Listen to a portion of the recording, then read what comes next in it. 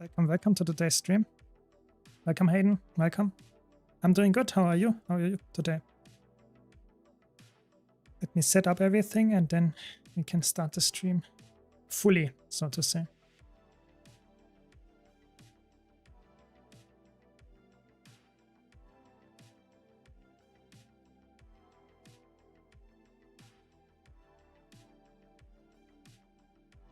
Nice. Almost done with your 12-hour shift. Perfect.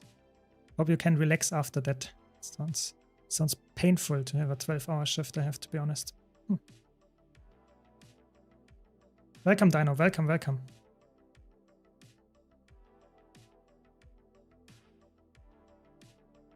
So there we go. Welcome, everyone. Hope you had a nice day so far.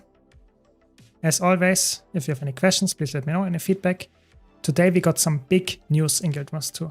I would say somewhat big news. Maybe not the biggest ones, but still. We got more information about next week's patch. That's good. I would say nothing too surprising. We get a new map. We get a new fractal. That's good. We will get a challenge mode for the fractal 3 weeks after that.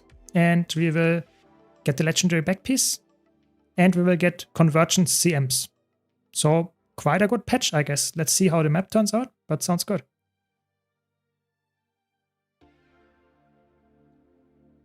Welcome, Filthy. Welcome. How are you doing today? Hope you're doing better. Are you gonna carry me in Fractal as Quick Heal Firebrand? I mean, you mean you play Quick Heal Firebrand? I mean, we can do that if you... What do you need? What kind of Fractals do you need so we can do them? Or just in general, you mean?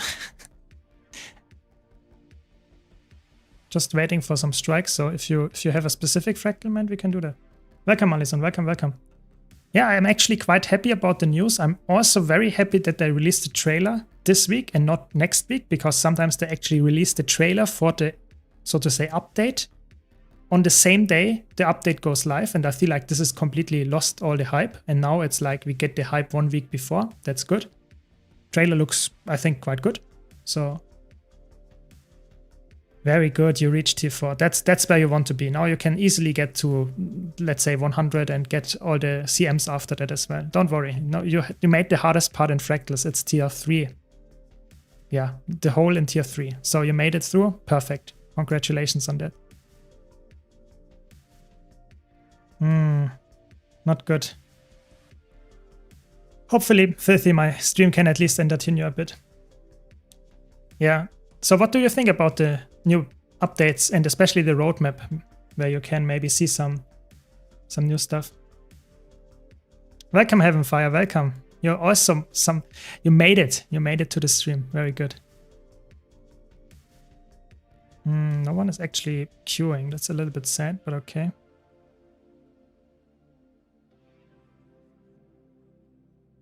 Is push already gone, actually? No, it's still there for half an hour. Okay, I guess that's fine. Yeah, so what do you think about the roadmap and the news that we got? So I personally think it's actually nice of them to actually show us what is up, because I was actually, as a content creator, but also as a just very curious guy, a little bit lost and was not really knowing what to expect in the next few months. And now we at least got some kind of, I don't know, closure, and we can expect the expansion announcement in July, whatever that means. Probably the last day of July. So I expect 31st. That's how typically ANET behaves, but let's see. Yeah, I don't expect much. Yeah, I fear that the map itself will be the meta event with the 3 lanes that they say in the post. And that's about it. I think there will not be that much more. Yeah.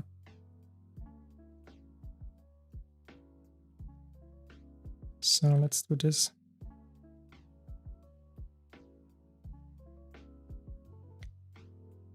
I looked at it quickly and don't remember it because I've been so busy. So in general, I would say you can summarize it like we get some new stuff. We get some fractals, or 1 fractal rather. We get 1 convergence CM, and we get the new map. This is the biggest thing. And of course, the legendary backpack for all the people that don't have access to it yet. The legendary backpack in the open world is actually probably a really good one as well.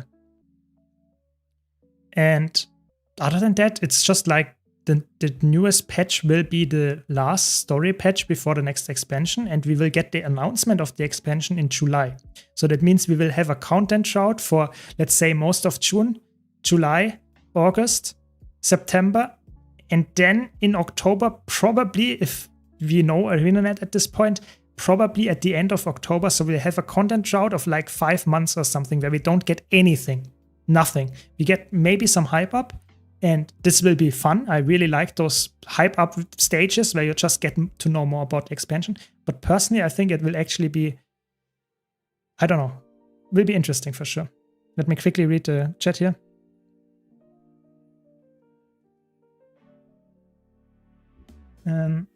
There's gonna be story. Yeah, there will probably be some really slow talking bears. That's a very good assumption, I would say. And they are apparently also in the fractal. So let's see if the fractal is slow, but I highly doubt it. I really hope that the story is not important in the fractal.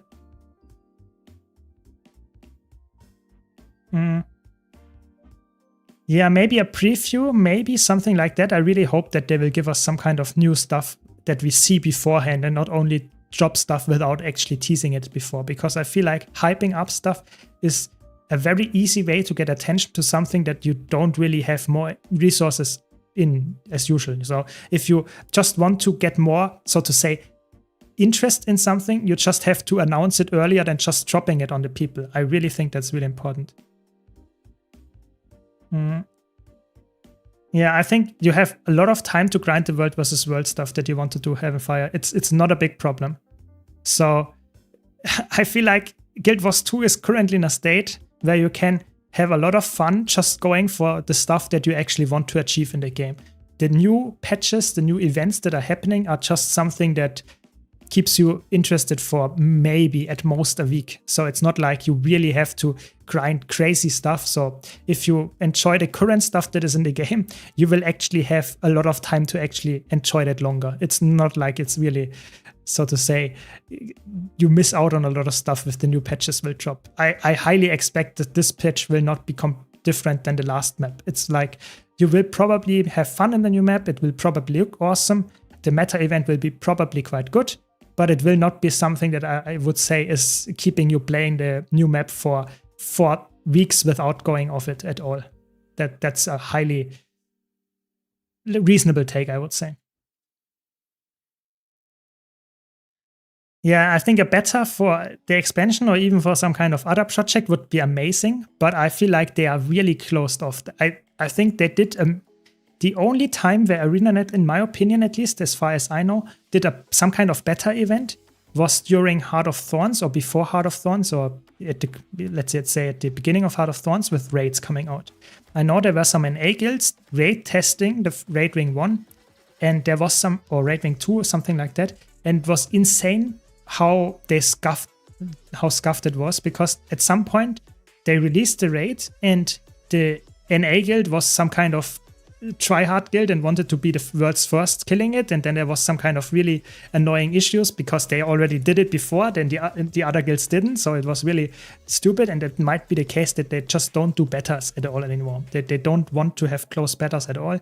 Maybe some public beta, maybe, but I highly doubt it as well. But let's see, you never know. You never know what they are doing. In that regard, I'm happy I started playing with Soto. Still so much stuff to do. Patches are just side noise. Yeah, exactly. I feel like if you started playing, let's say at start of the game, at Heart of Thorns, even POF, if a new patch came out, it was like you had quite a lot of time that you had to invest to actually get all this stuff. So just saying, for example, if Heart of Thorns, the first or second patch came out, it was like it changed a lot. So when the first or second patch of Heart of Thorns came out, you get a new map with a new story. Yeah, and the new story, which was it? So Out of the Shadows, that was story. You had a new map, and the new map was like not that big. It was almost exactly the size like the new one, but the content there was something that provided value in terms of rewards, that you had players playing the new map every single day for months to actually farm ascended gear, for example. It was insane. But that's not something that actually was happening after, let's say, Icebrood Saga. I think Icebrood Saga was the time where it stopped working like that, where people just played the patches for now and then, but not like grinding it for weeks after that as well. At least in my opinion. I can see how the latest patches weren't most exciting for veterans. Yeah, I personally think, for me, I don't really care if the new patches are not that exciting. I just really hope that they will give us something as a veteran. I personally hope that as a veteran that we can grind. You know, I feel like they don't even have to give me something that is really exciting. I don't need to have some really crazy long boss fights and an amazing amount of content. Just I want to have something to work towards. And I feel like the new map was like, I explored it once, I did some kind of meta event there and had some fun, did most of the achievements actually in my first few days, and that's it. You know, why is there a reason for me to come back? There is none. And that's sad. You know, I like to play the game. I want to have something to work towards, and currently I don't. I think Chante Wilds for me, and to some extent when I was done with Soto Legendary Armor, of course that's a long-term goal, but still, for me, there was no real incentives to go back and play some stuff that was released with that. And I still play to this day Heart of Thorns meta events and that kind of stuff. So yeah, I feel like for me there is some missing, I don't know, just missing stuff. I don't know. It's really hard to describe. I got through the story part of it and never went back unless I had to for daily or something. Exactly. And that's the same for me. Yeah. I started playing last year in September and always feel overwhelmed to balance progressing in the story and feeling the need to grind for gold. Yeah, of course, sure. It's obviously, it's true. Of course, there's a lot of stuff to grind as a new player. It's just, I describe my perspective as a veteran. Of course, if you're a new player, you have a totally different experience. I don't want to say anything that is negative about that, because I feel like as a new player, even if you played the game for a year, 2 years, 3 years, there is still so much stuff to do very likely for you. So don't worry about it. Don't be someone that let's be influenced by me, you know. If I'm saying I don't have any stuff to do anymore, that doesn't matter for you. Just have fun and play the game as it is. Keep that always in mind. But if you have any questions or any feedback, please let me know as well. Of course, I want to help as well. I think in that regard, Soto wasn't that bad. Obsidian Armor is cool. I agree. I think the Soto was in that regard way better because you actually had amazing stuff to grind. But for me as a veteran, I grinded it and that's now it's done. So I'm happy I'm done with Soto. I think that's a good thing that I'm done with Soto. But the thing that I don't like is that Chante Wilds didn't have this. And that felt done like it was somewhat similar, somewhat of a mirrored expansion of Soto, but it didn't have the grind for me. So it was like the content itself was the same amount as Soto, but you don't have the grind attached to it. So it means like I'm done in a few days. It's really the case like that. And that's insane to me, obviously. I don't want to have to wait 3, maybe 6 months for a new map that gives me content for 2 days. That's too little for a veteran.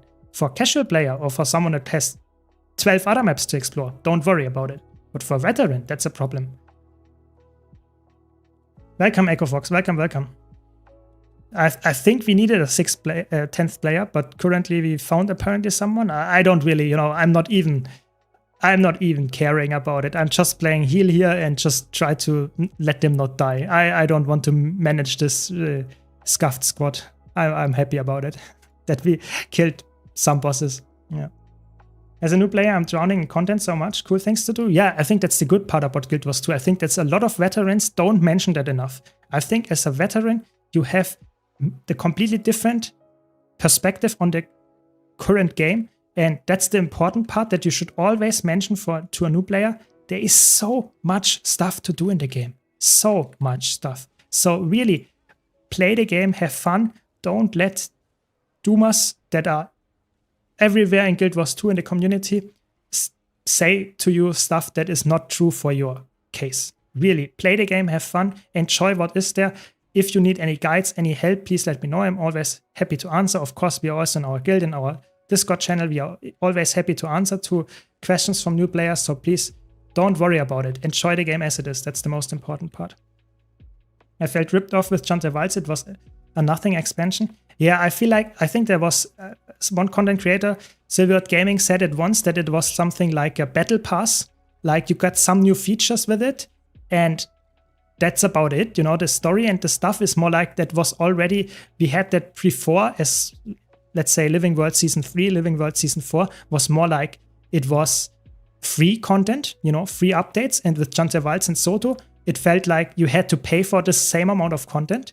And now it's more like some kind of, yeah, if you get some features, you get some upgrades in combat with the spears, but it's not like absolutely insane in terms of content. It's not like a real expansion anymore. Yeah, exactly. You got the spear, but that's about it. I would say it's the spear is really cool. Don't get me wrong. I'm happy that we got that. I'm really happy about it. But it feels like this was the selling point of Chance Wilds. That's it. It was not something other than that. I really don't like necro things like Reaper or Minions or Mechanics 2, and I really like the solo build. Yeah, I mean, I think maybe you should try Catalyst. I think Catalyst is a good option for you then as well.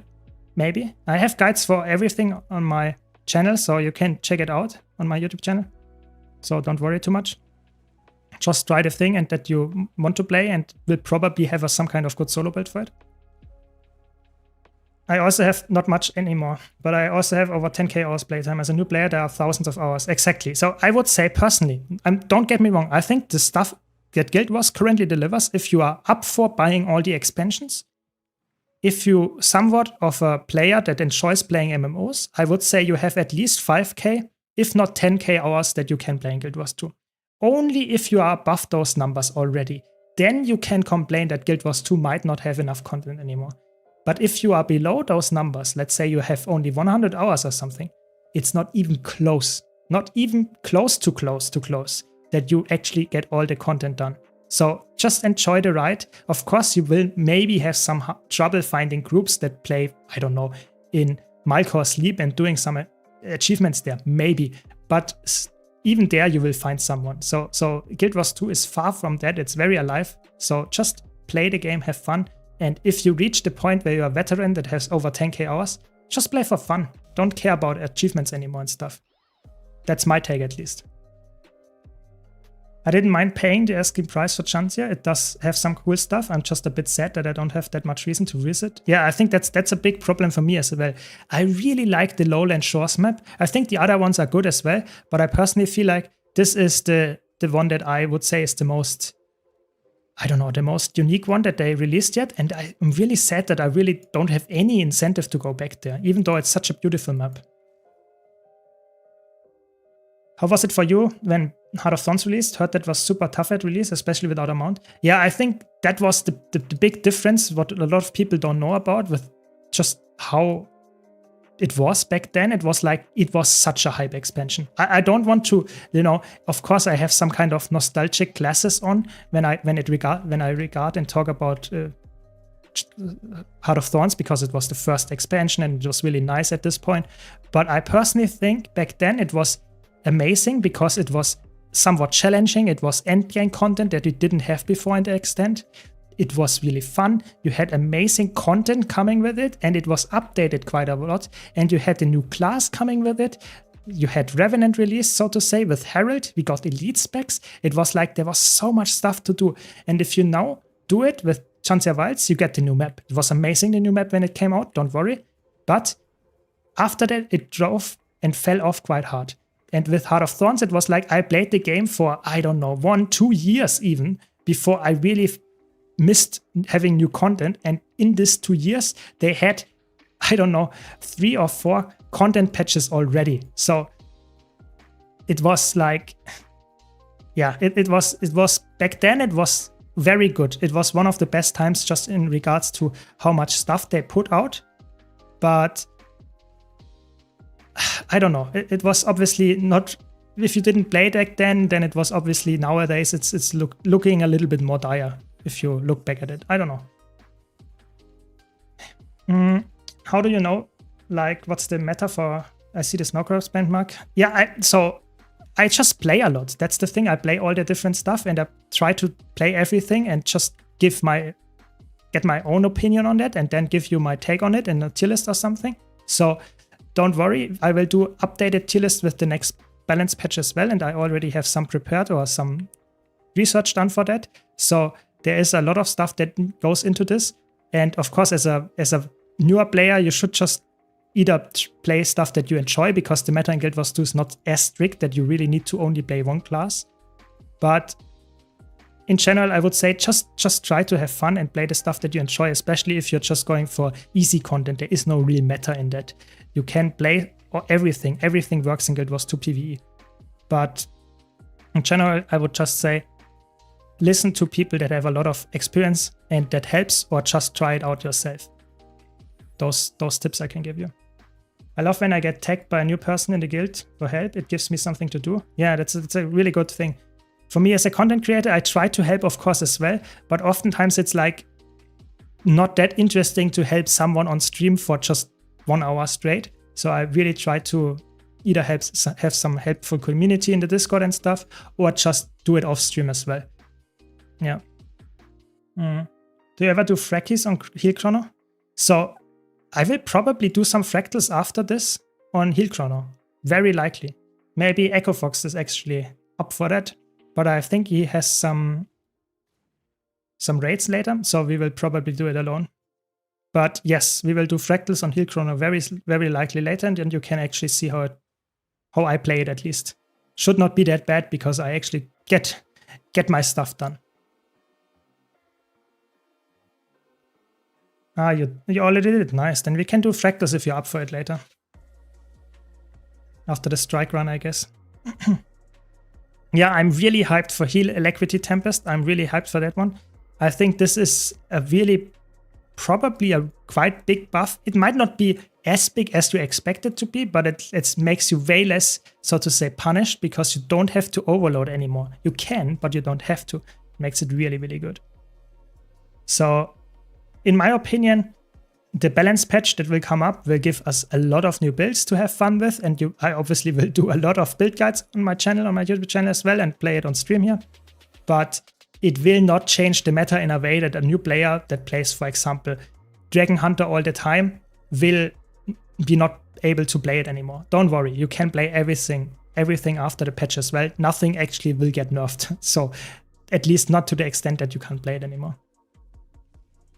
So that's the good part about the patch, but I also have some criticism about it. But yeah, I don't want to be always negative, so I think it's actually quite a nice patch. Are we testing for the new patch now or at a different date? So I will test some stuff for the new patch, but I personally also think it's quite hard to test a lot of stuff. For example, I'm really hyped for the Mirage changes, and I can't test those. It's impossible. I really need the trait that gives me alacrity, or boons, however they put it, on my ambush skills. Currently, I don't get that, so I can't play Rival Heal Mirage, because it just doesn't provide alacrity. After the patch it will, and it will be a really good pick then, I feel like. It might not be as good as Chronomancer, but at least it's actually a decent provider for alacrity, and might be a decent alacrity healer. So it will be interesting. Do you have any current in-game goals in Guild Wars 2? Yeah, that's the weird question, or the weird answer to that. I don't think so. I really don't think so. It might be like, I just want to get more goals for more giveaways for you. You know, when I reach some kind of milestone on Twitch or YouTube, I will do some legendary giveaways or something, so I farm some gold for it.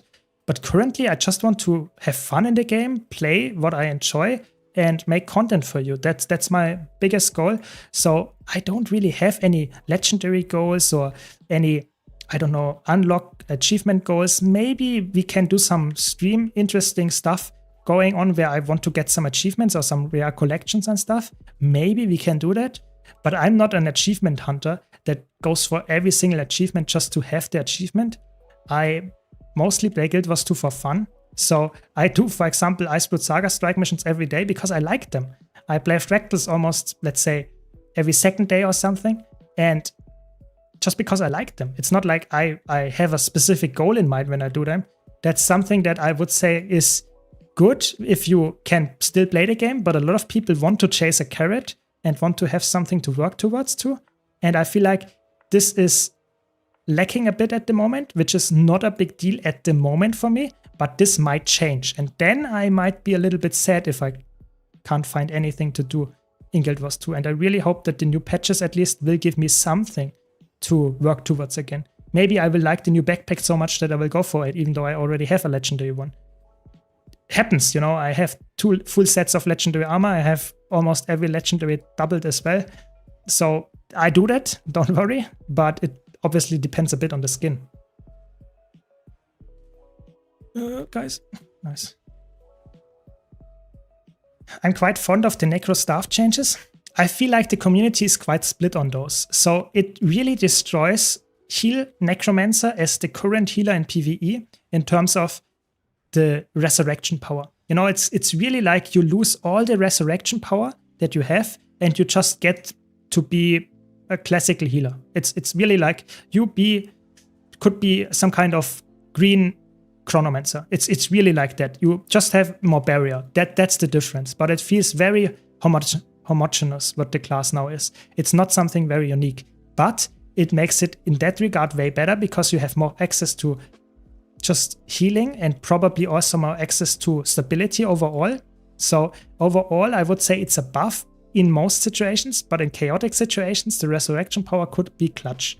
So I feel like I personally think it's a little bit boring to take the transfusion, but at least we get stability on the staff. And I really, really am hyped up for playing some kind of support Scourge in World vs. World with that, because you actually get a lot of support now. I agree. Yeah, it's sadly not the place or the time right now, Malison, to actually try new stuff. I will do it as soon as the patch drops on the 24th of June, but that's still a month away. So, yeah. Yeah, maybe you're right. Maybe Heal Mirage will be bigger than Chronomancer. I think you can make a build with it, but I'm not sure if it will actually be outperforming Chronomancer. Maybe it is actually possible, but I feel like the continuum shift is something that really helps. For example, you can just double more or something. That just is a lot of utility in CC. You can, for example, do double feedback and all that stuff. You can just double up and Mirage will lack that. That's already some kind of negative there.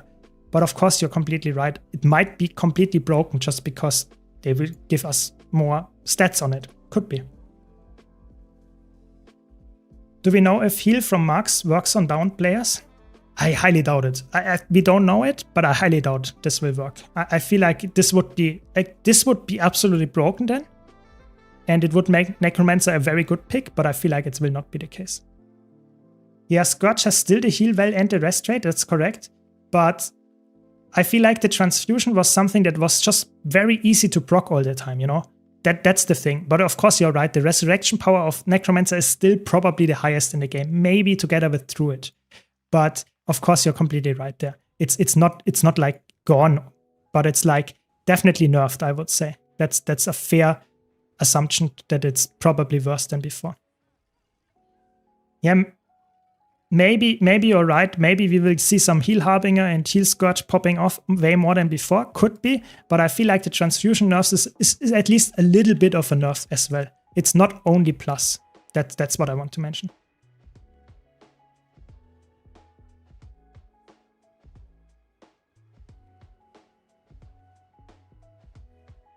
Yeah, exactly. It was a very good heal skill, especially on some kind of low recharge skill like the Shroud Force skill. It's very short cooldown, very high healing output. 9 ticks that heal, it's actually quite a lot of healing. So I would agree. I feel like Scourge gets a rework that is not generally a plus or a negative. I feel like it depends highly on the situation. Sometimes it works very well, sometimes it doesn't. It depends very highly on the situation. And I feel like it would have been even better if they would just give us a different location for this trade. So the transfusion would still be there and they would just maybe move it to the adapt slot or the master slot. But that's not what they decided to do. So that's just how it goes, I guess. Losing the heal from transfusion is big, but it does heal on staff, so it depends on the numbers. Yeah, exactly. We don't know the numbers yet. That's for most of the changes in the balance patch actually true, or the big ones at least. So it's highly depending on those numbers. Sometimes that will be obviously very good. Sometimes it will not. We will see how the numbers turn out to be. They're giving better heal to Renegade, again due to color improvements. Yes, they will do that, but I personally think that will not change a lot. I probably think that heal Renegade is still decent, what it wants to do, but it's not a very good healer if you compare it to all the others. I would say, personally, I feel like that's what also they somewhat, hinted at. They set up for Renegade healer in the future, but not right now. Renegade as a healer right now is, yeah, you can play it, but it's not very good. If you think about what they could do in the future and they already set up for it, it's quite likely that there will be actually some kind of incentive for you to actually go for a heal Renegade. Maybe some kind of new weapon, some kind of trade line or whatever. Rework, we don't know. New legend maybe. But right now it's not in there. Maybe in Fractals, yes, but I feel like in Fractals it's like, typically I would say, why would you play a heal Renegade in Fractals when you can play an Alacrity DPS Renegade, which is the best Alacrity DPS in Fractals in not CMs, so, or at least in the power CMs. So why would you do that? I'm not sure. I personally don't know, but you could. Yeah. Heal Windy becoming a thing probably invalidates Heal Renegade entirely until they improve color skills. Exactly. I feel Heal Vindicator will be so much better than Heal Renegade. I think you will not run it at all anymore. It's impossible.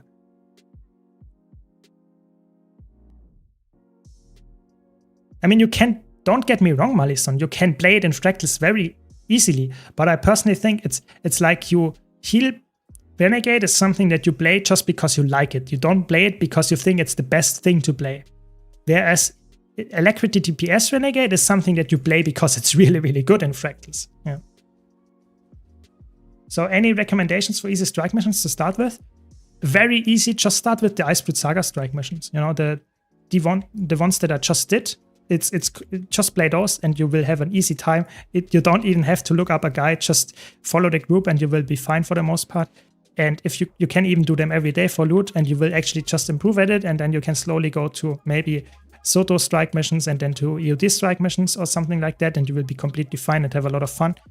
And you can go into raids as well. The easy raid bosses are not different than the strike missions.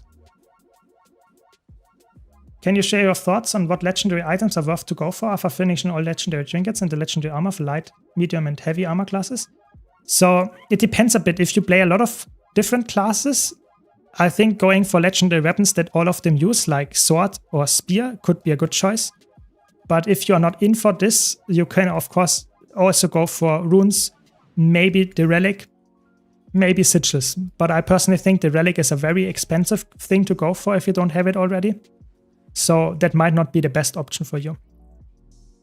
But I would say, personally, I would probably go for spear or something if you don't have it already. And after that, maybe runes if you really wanted to. If you all have all the trinkets already, yeah, I guess.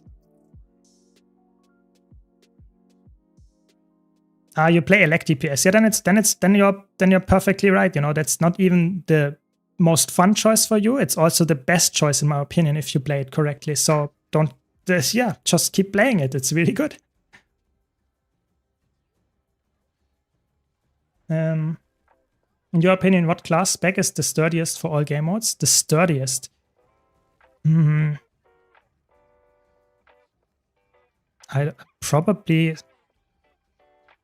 That's really tough to answer because it highly depends on the build that you want to play or the role that you want to fill.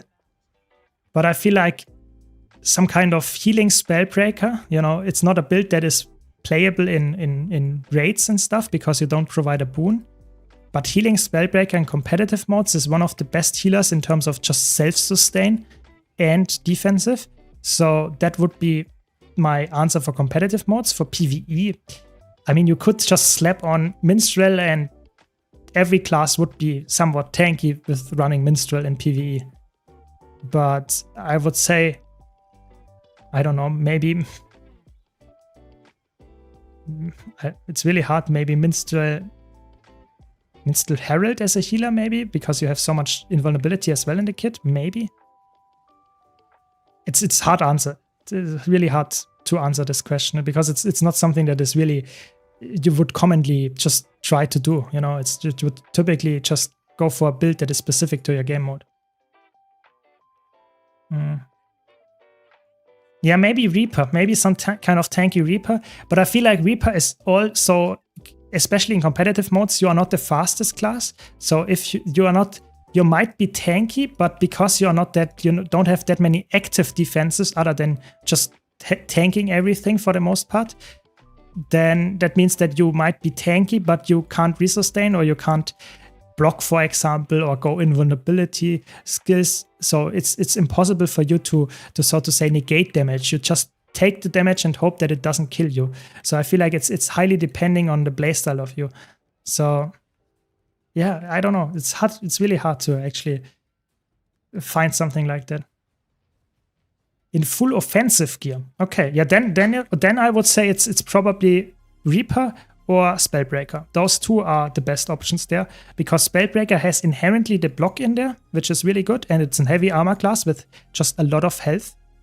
And Reaper has a lot of health as well, and has the second life pool. So it's easy answer then with offensive gear. Definitely those two. Definitely. Yes. Yes, we got a roadmap. Maybe someone in chat can link it, or we can link it. Give me a second. When we go into, how's it called, in the cutscene, I can link it. Give me a second.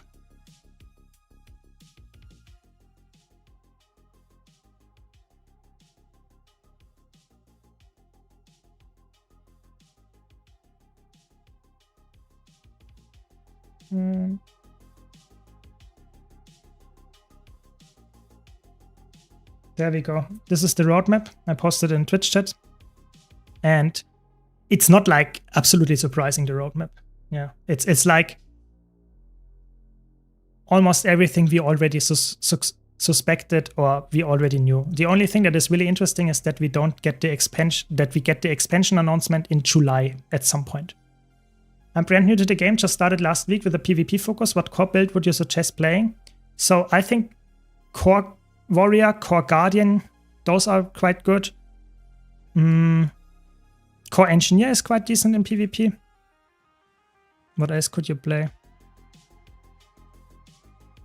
Yeah, that's probably about it. Those are the best choices, I would say. Maybe Core Necromancer, but Core Necromancer is like just a weaker Reaper, I would say.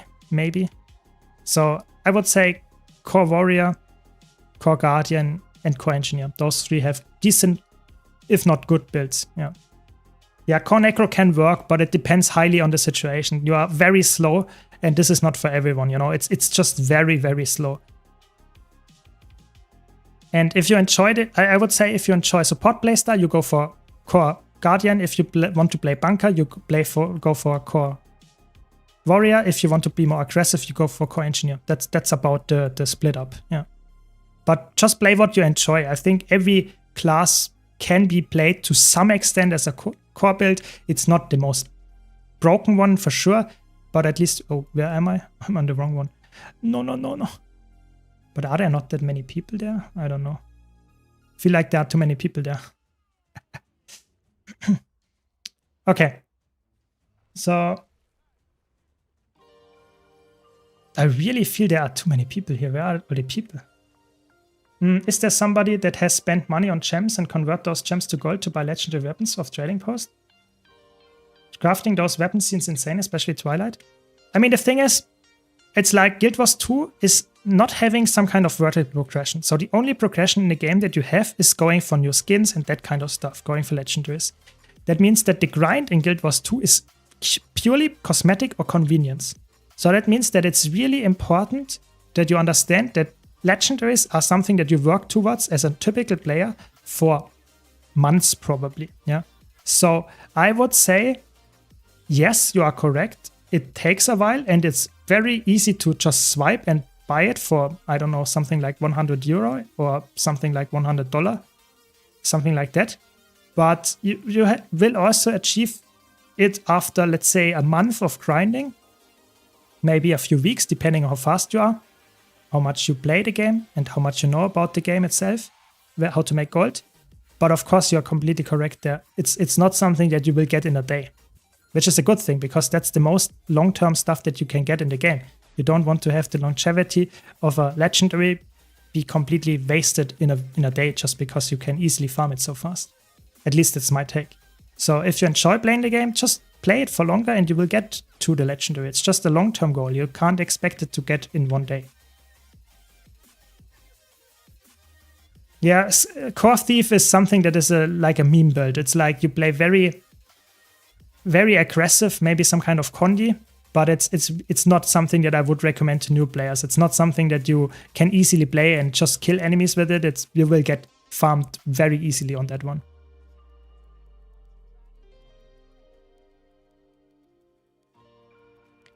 I just feel a bit left out of the group because I've been playing Guild Wars 2 since day one, and most players like me have every single legendary item in the game.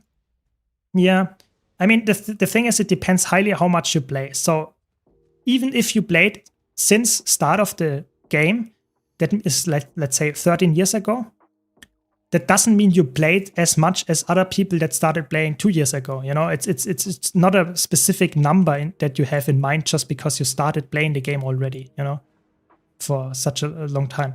So I personally would say I played the game for over 10k hours at this point, and I have almost every legendary. So yes, I played the game since, let's say, 2013. I think that's when I started playing Guild Wars 2. But that doesn't mean, you know, you have to have it. It's a completely, maybe you play a completely different playstyle. Maybe you enjoy playing something without focusing on getting more gold, or just play a game mode that is not providing that much gold at all. You know, it's just have fun in the game and you will get there. But of course, if you want to get in legendary, then maybe you have to change how you play the game. So you always have to think about what is your goal? How do you want to enjoy the game? If you enjoy the game without having a legendary, then you should not care about it. But if you want to get the legendary, maybe you should consider swapping to something that gives you more gold. Yeah, of course. I have some gold guides on my YouTube channel as well if you want to check them out. Or just ask what you want to do. I wouldn't have most legendaries even if I started playing at release, simply because I only raid and do fractal dailies and sometimes CMs, simply not enough gold income. I mean, I think that's not the case. So let's do some quick math here. If you do, just don't even, you know, the rates give you on average like 50 gold per week. That's what you get if you do all the raids. And on a normal day in fractals, you will get, I think, 50 gold. So that means you get 17,000 gold per year.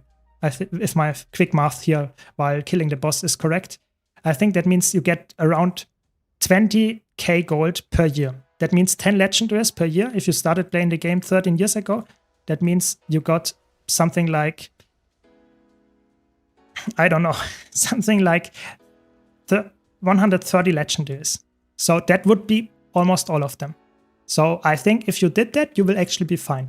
But of course, it's something that a player, you have to know how to manage your gold. It's not something that you don't always get liquid gold. You have to be aware of how to actually make gold out of the stuff that you get from raids and fractals.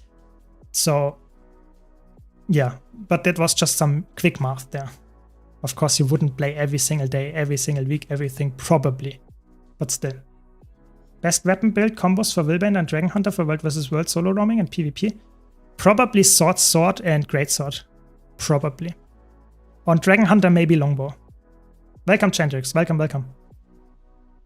I've been enjoying Thief, but when I got against Daredevil, Spectre, and Deadeye, it feels bad. Yeah, Core Thief is just weaker than those, I would say.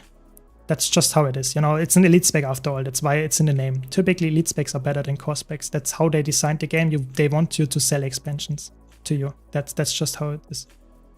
Getting one legendary of each generation is one of my current goals. Yeah, I mean, that sounds like a reasonable goal. I mean, it depends, of course, how much you play and what kind of content you play. But in general, that's definitely a reachable goal, for sure. But for Gen 2, gold will actually be the bottleneck for once. Yeah, I think Generation 2s are definitely the most expensive ones and the grindiest ones, especially because you have to craft them. That means that you have to do the crafting yourself, and that can be really annoying because it's really sitting at the crafting table. That's it. Yeah. What legendary offhand would you recommend to buy? I'd need all of them, but Torch seems too niche.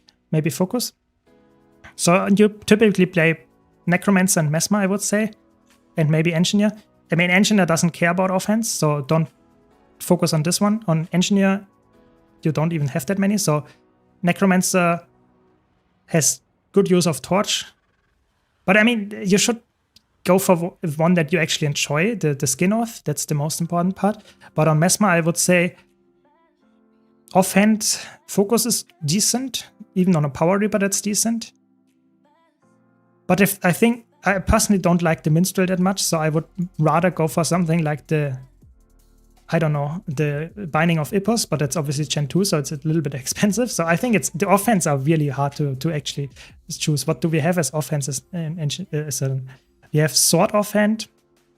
Yeah, maybe Sword. Maybe Sword offhand. That's on Necromancer also very good. I think Sword is quite decent. Maybe Pistol, because you can actually use it in main hand as well on Necromancer. Those two are probably the best options. Maybe Focus as well. Warhorn is used in World vs. World. That's correct. That's correct. We can use that. But I feel like Warhorn is also a little bit niche. Not a lot of classes use Warhorn very specifically. It's just on some builds that use it. Not every. Then it's not like something like a Pistol on Necromancer or I don't know, a Spear on Mesmer that every single Elite spec uses. Almost done with all Gen 3s and Gen 1s, but the variants are going to be rough gold sync. Yeah, I think that's one of the biggest gold syncs I have is the Facet of Prison and Boundless Light. This is a really big gold sync, of course. Having all legendaries and going for all the skins is something that is not only grindy because you have to actually get them and farm the meta events and stuff, but you also have to have gold. Yeah, that's true.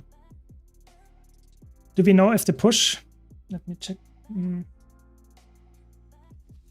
Yes, push will be back. I think they announced it in... I think it's in August. I think in August there will be the next push beta. Yes. I was always playing Guild Wars 2 casually because I was burned out of World of Warcraft, so I have like 2,500 of hours in Guild Wars 2 after playing the game since day one. Yeah, that is, I would say, a decent number. Don't get me wrong, that's a lot of hours, but it's definitely not as much as a lot of other veterans that have all the legendaries. So don't worry about it. Play the game, have fun, and play it in the way that you like it. If you want to go for legendary, just focus more on getting gold and not spending on anything. I think that's the biggest thing that I can tell you as a veteran that has a lot of gold. The biggest thing to get gold is to not spend it on stuff that you don't need. That sounds stupid, yeah, I know, or obvious, but just saving up money is the biggest part of getting a legendary, is just to don't spend it on other stuff. Second spear would be 200 IQ for Aquatic Ruins Fractal. Exactly. I mean, I have, just for that, you know, I have the Kamo Ohali Kotaki twice, and I have the Klobyange because I can use it spear, and underwater spear. That's like 500 IQ. No, I'm joking. It's obviously completely useless because no build uses spear, and underwater spear, but still. I mean, Malison, don't worry. It's still better than my English. That's okay. You know. Yeah, Mace could be useful, but it's not that crazy, I think. What's better for open world? Hammer plus 2 swords, or let me check.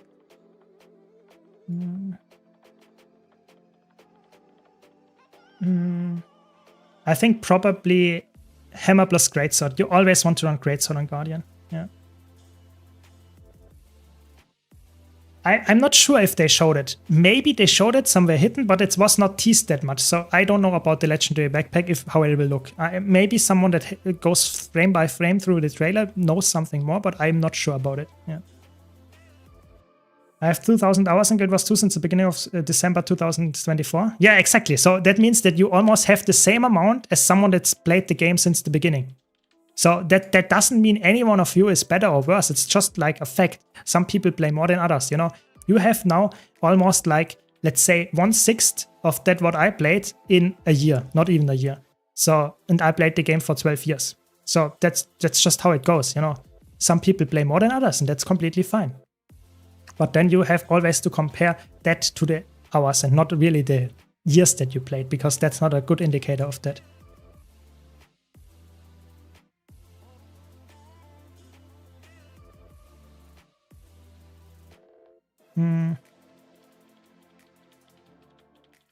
What's the EOD daily? Kein Ding. Yeah, of course, it's also a lot of AFKing. That's always. I think I have probably 2K hours of AFKing at least, just because I was doing a lot of crafting. When I made a lot of gold in Guild Wars 2 back in the old day, I actually played very little the game and just had a lot of passive AFK income, so to say. I was crafting, refining materials, selling this, and making this for a long time.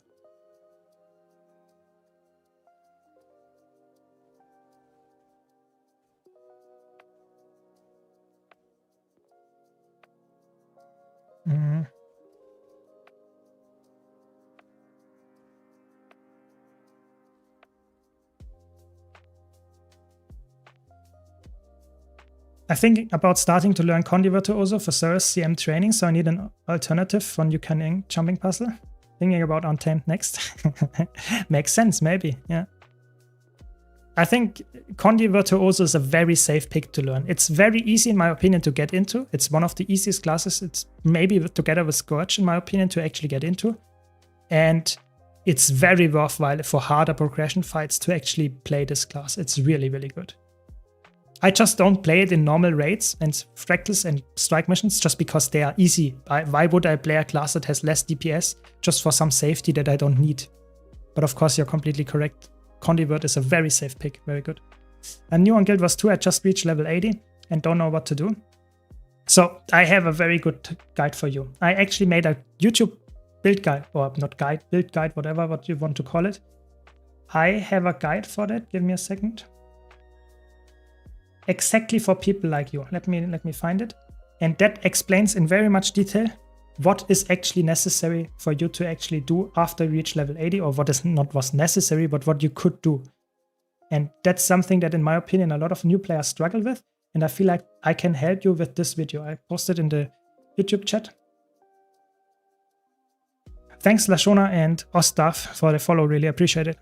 Hope you enjoyed the stream.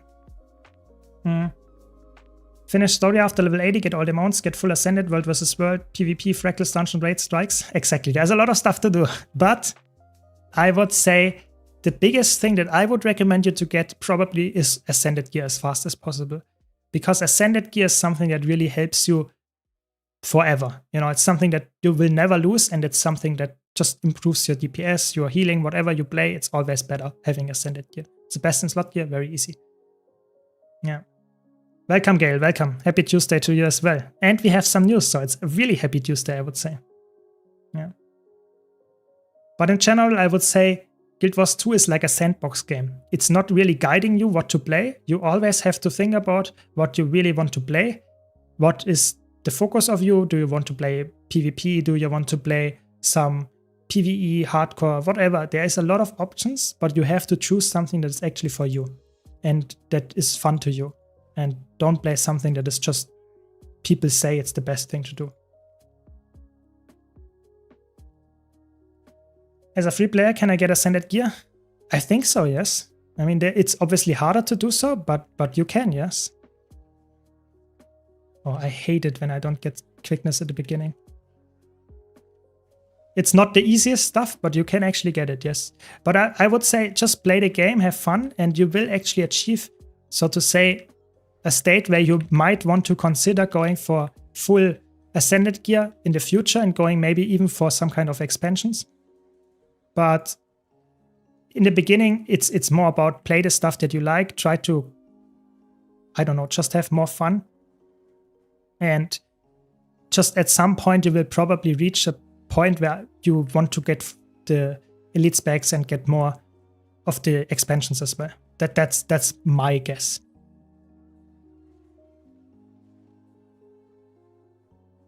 I have POF, Heart of Thorns, EOD. Where can I farm gold? I mean, you can do the EOD, Heart of Thorns meta events. Those are really good. Auric Basin, for example. Or you can, if you have the Living World Season 4, Dragonfall is a decent spot as well if you want to farm open world content. I decided on Minstrel and Frostring. I feel like focus on best in slot and Mesmer offhand. X is used on a lot of builds. That's true. X is a good weapon because you can play it in multiple ways, so to say, an offhand or main hand. Yes, very good point. Just bought the new leather jacket from the trading post, only 500 gems, and it looks great. Perfect, very good. I had it already, or is it really new? Ah, the boots are returning, and the leather jacket is new, so I have to buy it as well if I want it. Maybe they will add it to the wardrobe unlocks, and I can actually use it like that. But it looks good, I agree. If you want to enjoy the head experience of the game and enjoy much more, you need to buy the expansion. Yeah, I agree. The expansions are something that is really improving if you play all content. If you just want to play the game for longer, I think buying the expansions is a really big plus. But, and that's the important part, but it's not necessary. You can start out slowly and just play the core game and slowly get to a point where you might want to buy or consider buying expansions. I try to cleave them here, but it's obviously not that easy if this guy's moving so much. Thanks for the follow, Avatar. I really appreciate it. Right now, I don't have the money to get an expansion. Sadly, maybe in a month I might grab it. Yeah, sometimes if you're lucky, you get actually the expansion sale as well. And then you get them bundled up and in the next, so to say, in a cheaper way. But I think right now it's not the case. Also because I got the Holon Kutsu's Legendary Starter Kit. Yeah, I actually have, I think 3 or so starter kits lying around. So that means that I have to go for map completion and I will get 2 legendaries out of it. So without any extra money, I will do that at some point, I guess. But I feel like I did map completion way too often already. I don't, every time I do it, I swear I will not do it again, you know. And then there will be the legendary starter kit again, and I feel like, oh my god, I have to do it. It's so much value. So yeah, maybe I will do it in the future, but right now it feels really, yeah, just a little bit painful that I have to do it again. Yeah, the starter kits are amazing. I think the starter kits are one of the best ideas they ever had, especially in conjunction with the Wizard's Vault, which is obviously also a really good feature. Just, the ease of getting a legendary for new players is now like half. You know, it's not as difficult as it was before, and that's a really good thing. It's a really good thing, because that's obviously one of the biggest achievements you can get as a player in Guild Wars 2, in my opinion, is getting just more legendaries. And how do you get legendaries, or how do you get into getting legendaries, is by just getting your first one, you know, setting up the way towards this with just an easy to achieve starter kit. It's amazing. I think it's one of the best ideas they ever came up with. For sure.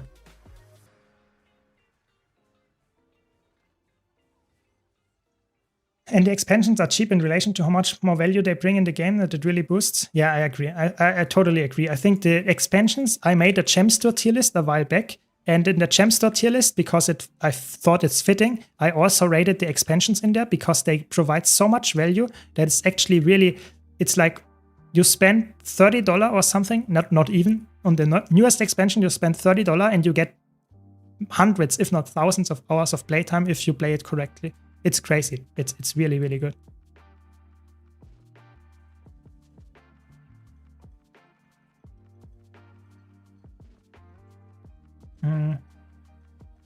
Yeah, Boon Boys are still very good. I mean, that will not change probably for the most part. I think Boon Boys and World vs. World is just something that you will have there for a long time if they don't nerf anything that just prevents stacking and stuff. So we will see.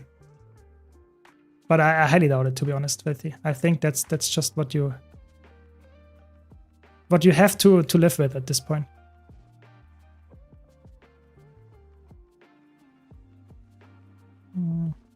Why is the whole group dead? Oh no. You have to get some rest here, but I'm almost dead anyway.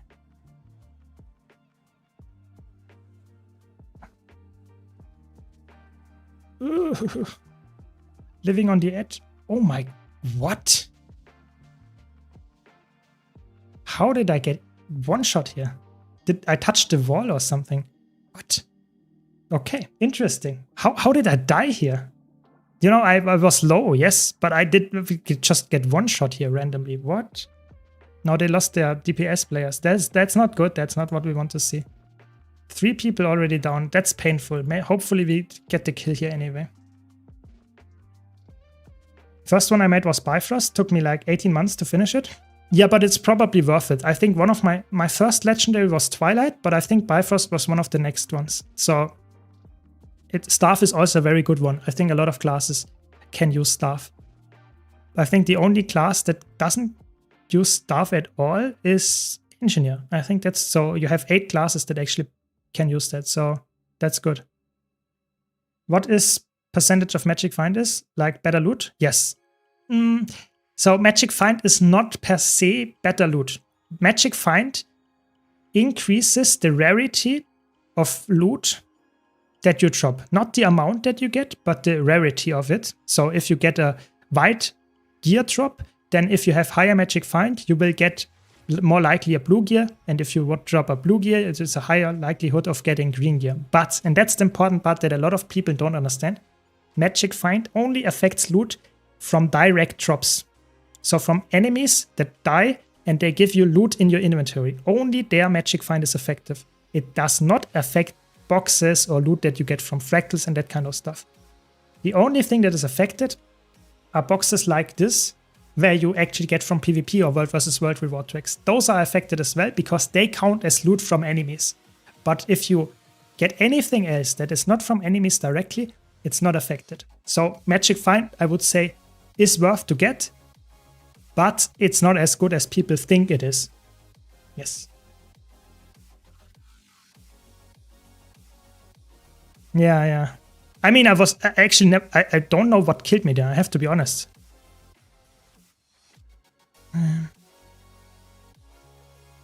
Because something had to kill me for like... Yeah, you see, you don't see, wait.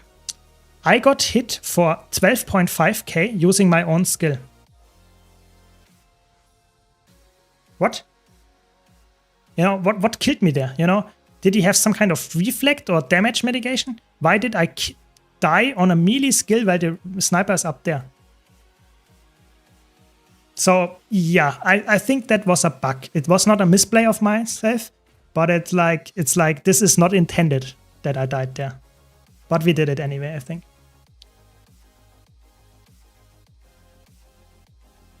Yeah, the legendary starter kit is really easy to get. It's not something that is very expensive. You can get it very fast doing the weekly stuff and even the daily stuff. It's really easy to get and it's very worthwhile. It gives you so much saving on the legendary. You can even sell the legendary when you get it, so you make a lot of gold, or you can use it yourself if you wanted to.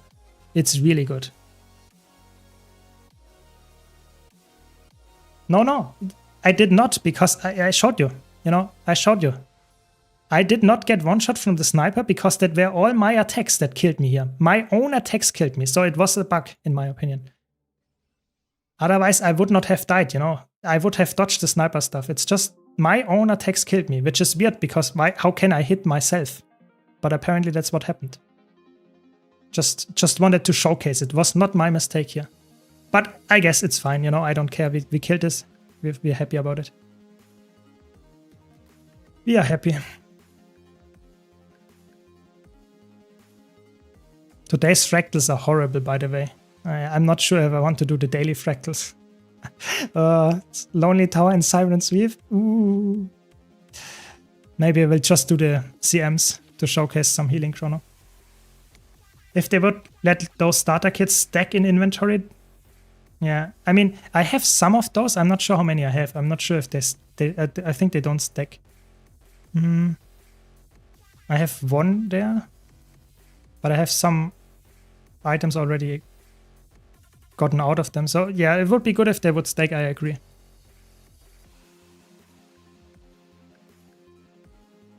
Yeah, then we can do CMs if you haven't done it already. We can do CMs after that, I guess.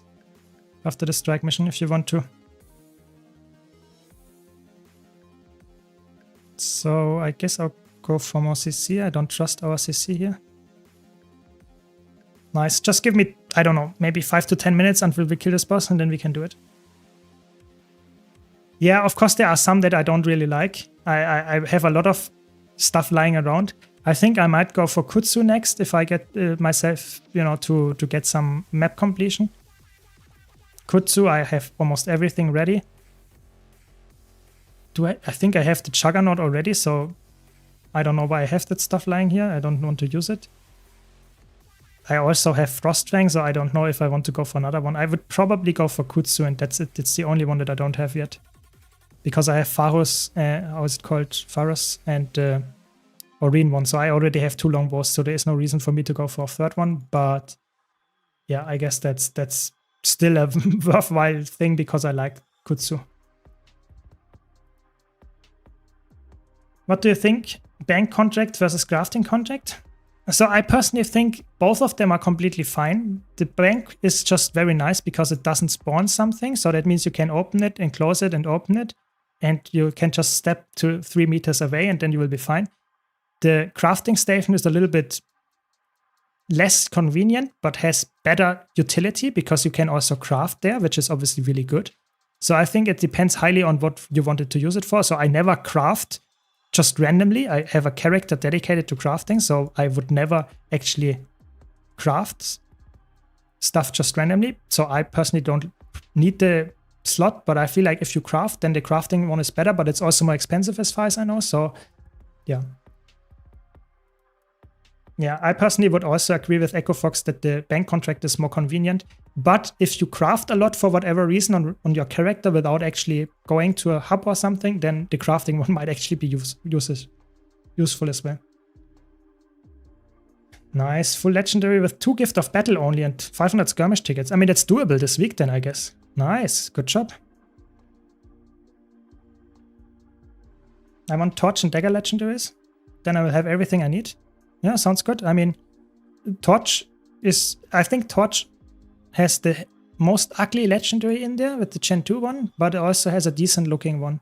So yeah, you have decent choices there.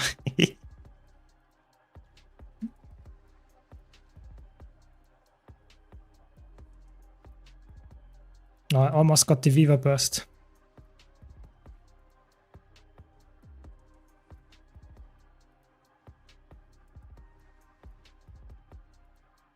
Yeah, this is a good Weaver. I actually can't catch up to them. Interesting. You see, sometimes you see very good players here. But only sometimes. It's not very common in packs to actually get very good players, sadly.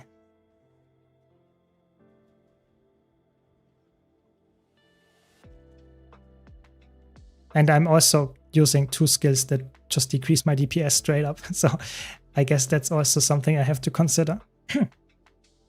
Crafting bench has the perks of giving others the possibility for bank. Yeah, it's the more, so to say, selfish version. But it's also, you know, is it really necessary for the most part? No, it's not.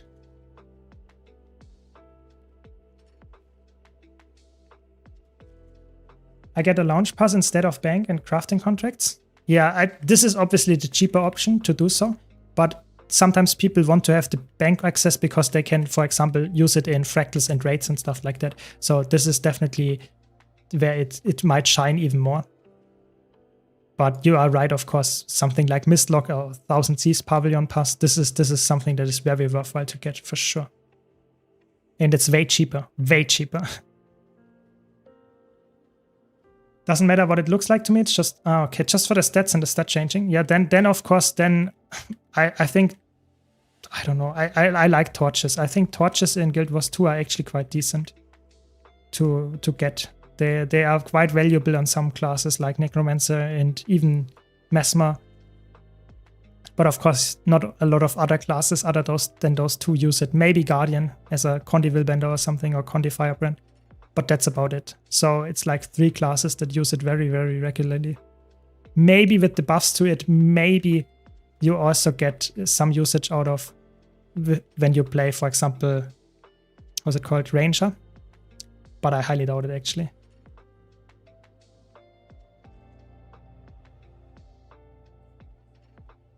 You get the crafting bench to flex. I see. Didn't you drop it from the Blackline chest? That wasn't just a lucky drop?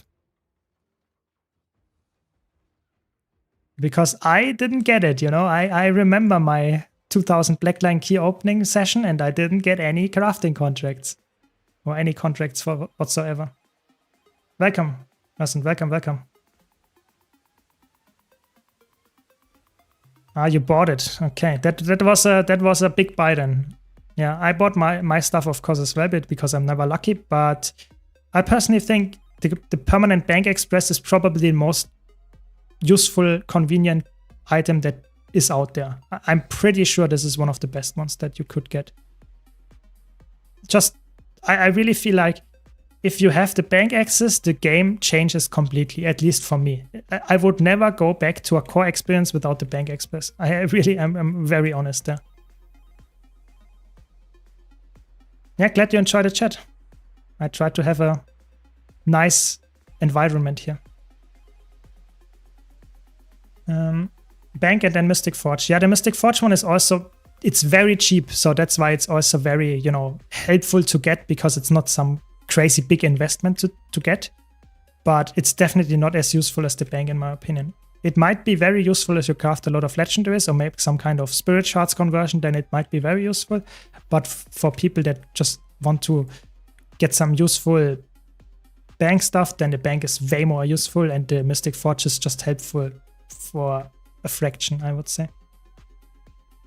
And top CC as the power virtuoso, I guess that's okay.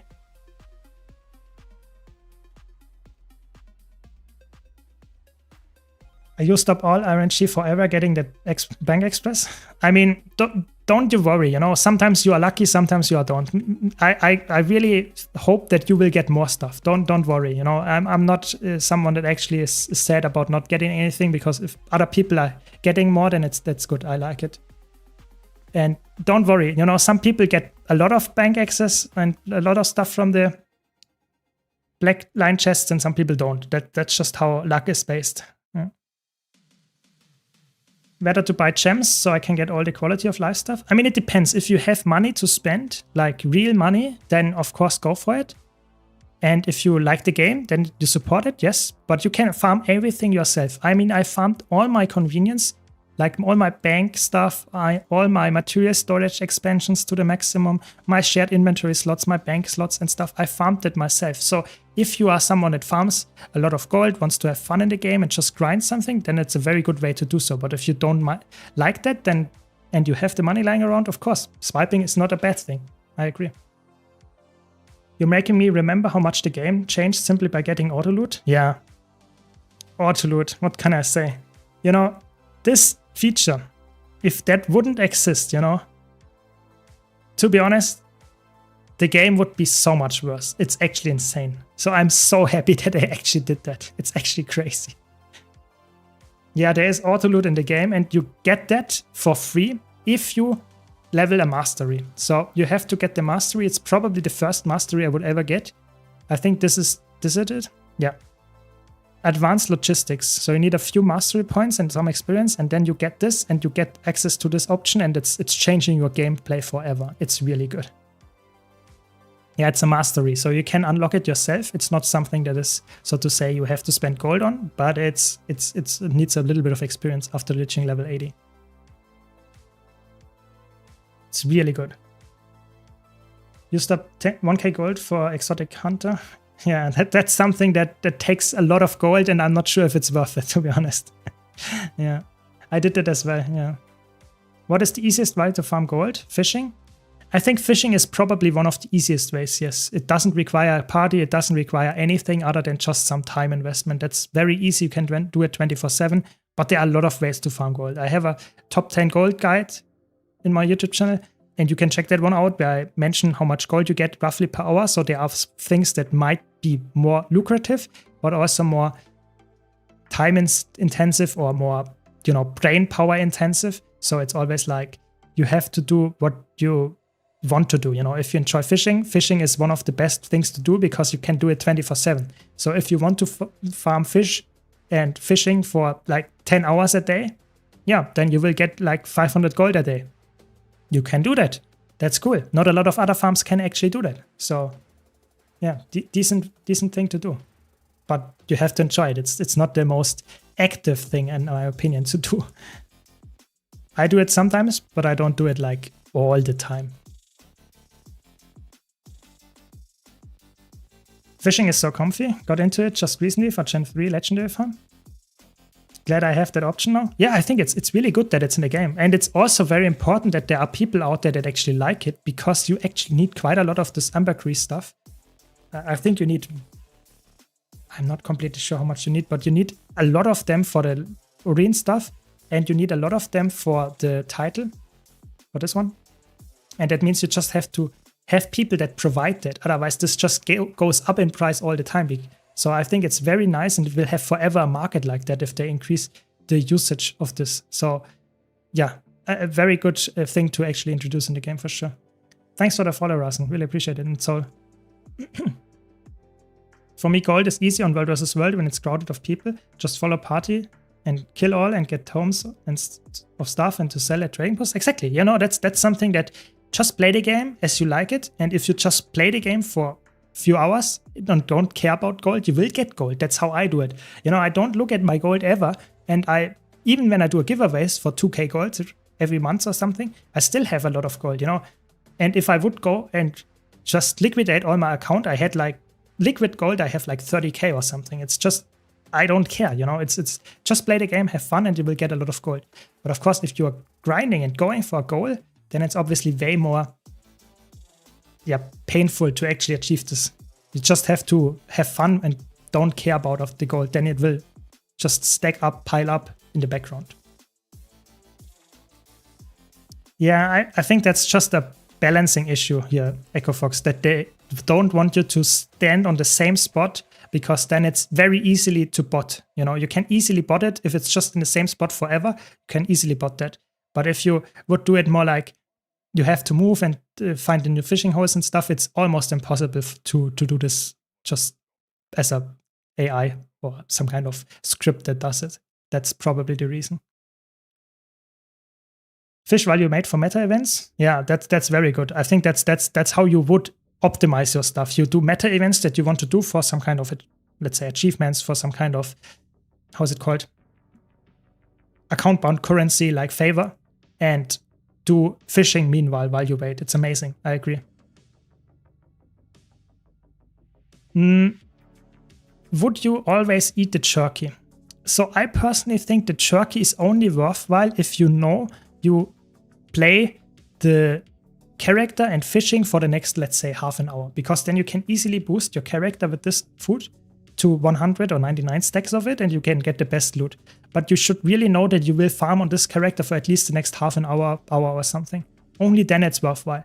So I personally don't use it at all, because if I go for fishing, I go for the achievements, and I don't really care too much about farming gold with it. But if you really want to farm gold, I would use it, and I would say, okay, for the next hour, I will play on this character, and you have the 99 stacks. Then yes, that's true. Then I would use it. Only then. So EchoFox, if you want to play, we can do some fractals together now.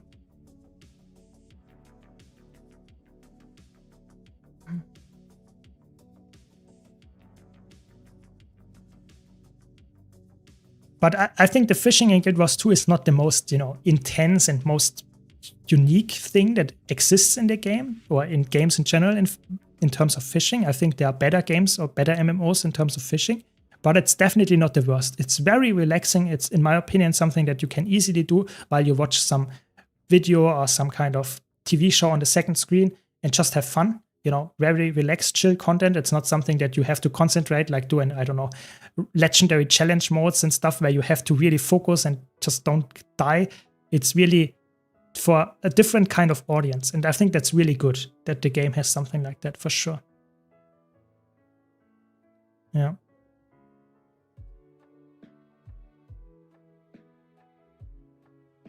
Yeah, he doesn't want to play Heel Scrapper, I guess.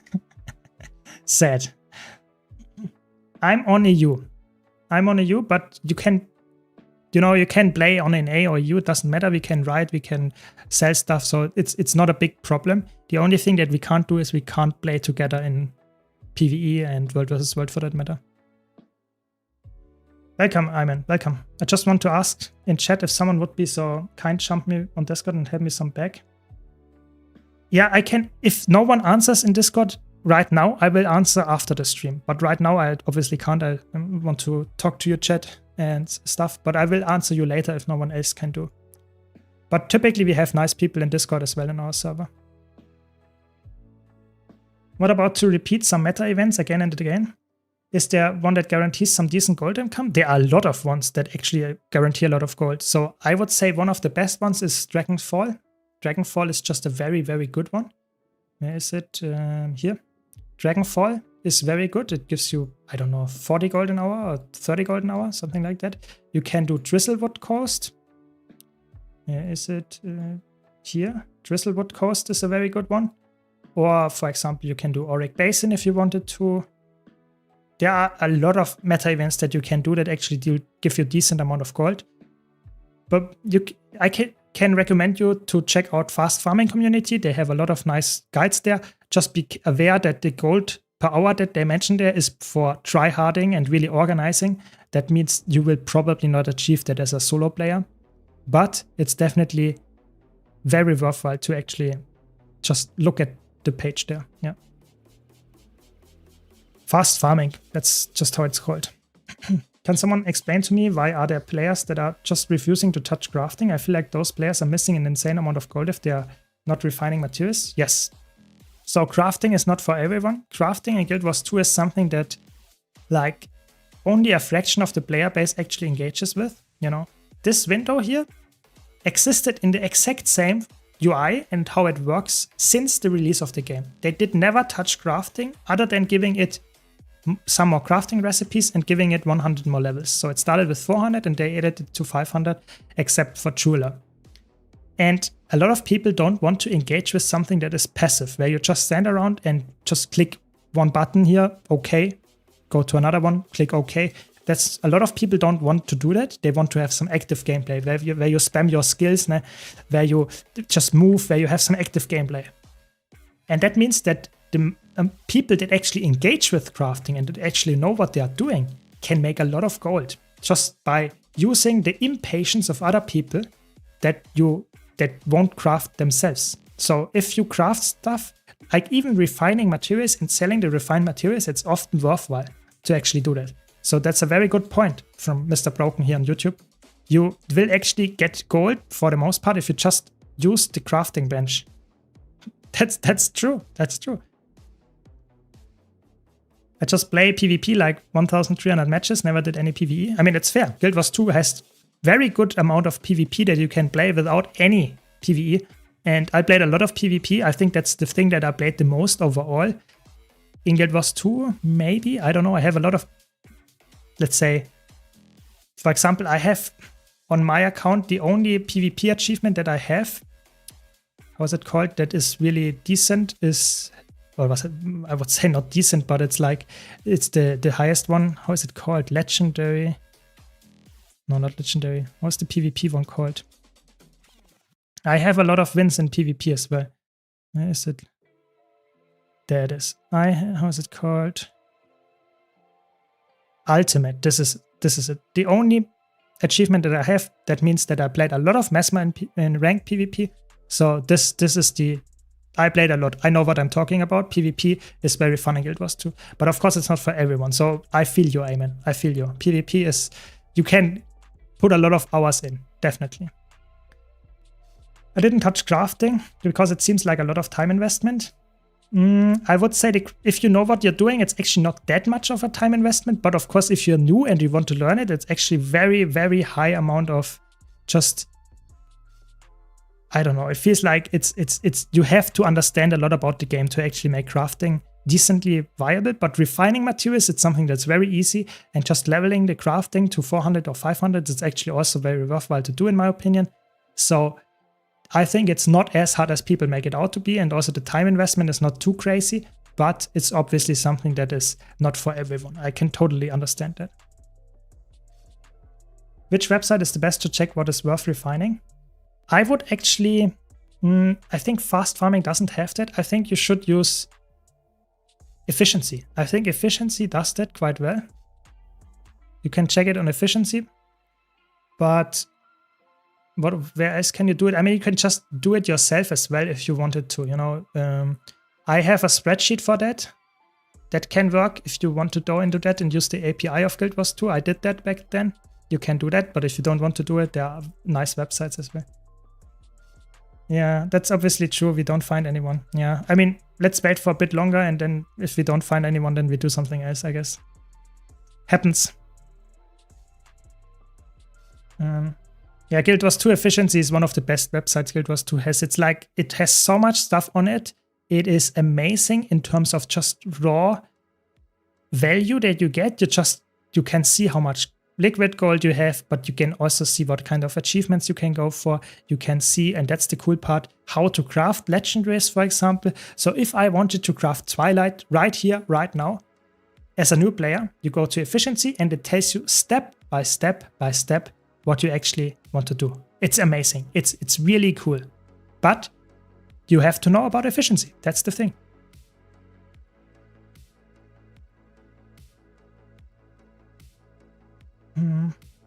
Now we found 3 people easily. That's how you do it. Let's see.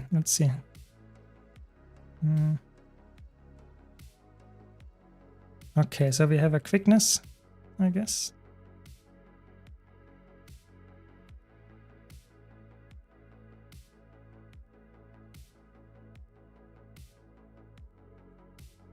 Okay, let's see how this time goes, the fractals. We had some really interesting spicy fractal runs in the last weeks, so let's see if this one will be spicy as well. I'm confident it will be interesting. Thanks, GW2 for the follow. Really appreciate it.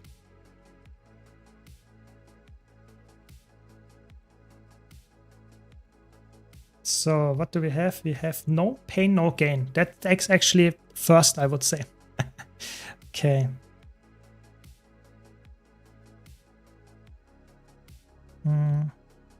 Condi clans. CC. Yeah, looks good. Anti-crafting sites do the algebra for you in all the material conversion. Yeah, it's really like you really should use some kind of website or tool to make that worthwhile, because any other way is like you just have to do it every time yourself, and that's definitely not something that you want to do every time. So the crafting websites are amazing. You can also use Guild Wars 2 BLTC, is it BLTC it's called. This one is really good as well. There are a lot that works. Some of them are not updated anymore, but they still work, so you can use those. Just use a website, I would say, and you will actually get the information that you need. And it's really easy. Have you ever used material conversions from Guild Wars 2 Launchbox? Yeah, Launchbox is also very good. That's another website. There are so many of those out there. Just use the one that you actually find first, I guess. There are so many good ones. Yeah, just use whatever you find, and it will be working, I guess. So, okay. So far, so good. Didn't expect anyone to die here, but let's see how it goes.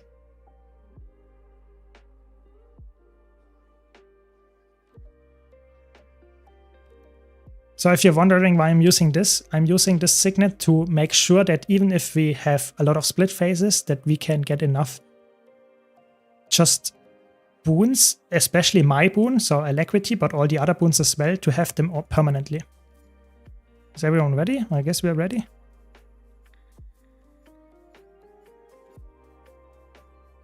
Looks like it. Let's go.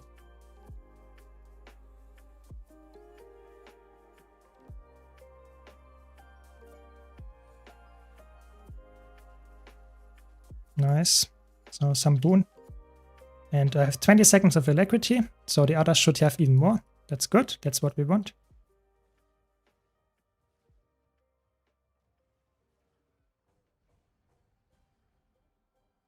Very nice.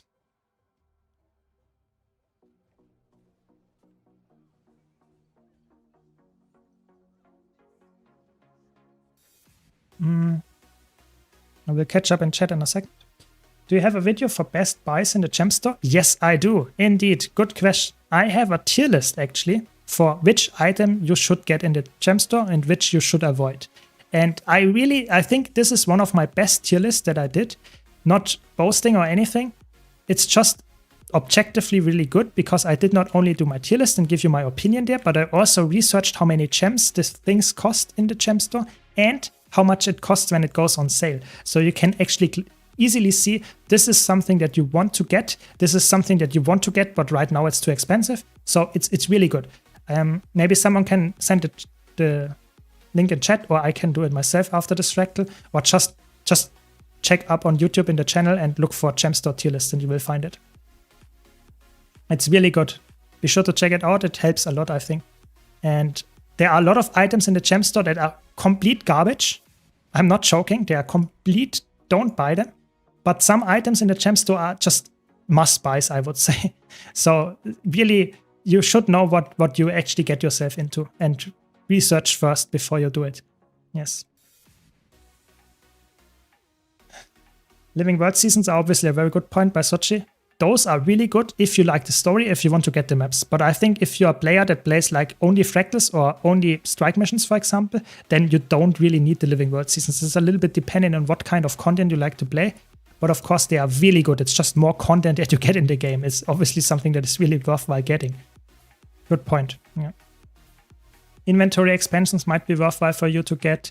There are a lot of really good ones. So I think just watch the video and you will get most of them answered. Yes. I wouldn't go for the basic ladder rack, to be honest. Even the good ones, like even the decent ones that give you decent amount of gold per harvesting. Oh, do I have this guy? Interesting. I didn't see the tether. No, I don't have it. What? Weird.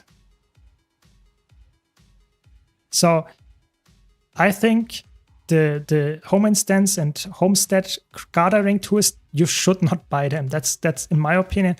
Only if you really want to increase the homestead. It's not a value thing that you get. It takes years to pay off, so don't buy this. They also like legendaries? Interesting. I didn't know that that it depends on what kind of living world you have to get. I agree. Sometimes if you go for the legendaries, then of course you want to get those. But I never had this experience, of course. Let me move. Please move. Thanks. So as I unlocked it whenever it came out, so I'm not someone that actually can give you feedback on that. But of course, if that's the case, then sure, go for it as well if you want to get the legendaries. But for someone that is actually probably starting the game for new, then it might be not the most important thing, legendaries, right now. Aurora is locked. Yeah, that's true, but not the weapons. I think Aurora is a good point. It's a very good legendary to go for. It's also a little bit more grindy than others, but it's definitely worthwhile. So Season 3, it's I would say one of the best ones. Season 4 and Season 3 are the best ones in my opinion to get. They're really good. Season 1 and Season 2, or Season 1 for the most part, is not that important in my opinion to get. Also look at Unbreakable tools. I think the Unbreakable Gathering tools is something that is very player dependent. So if you only play PvP, if you only play raids and fractals, it's completely useless. But if you do open world, if you do world versus world, actually you have a decent amount of use for those. Yes. Yes. Yeah, I believe you, such it was not something that I didn't believe. I just wasn't sure because I always had the expansion and stuff. You know, for me as a player that got locked in at the time, I don't know what kind of stuff is actually all like lacking behind it.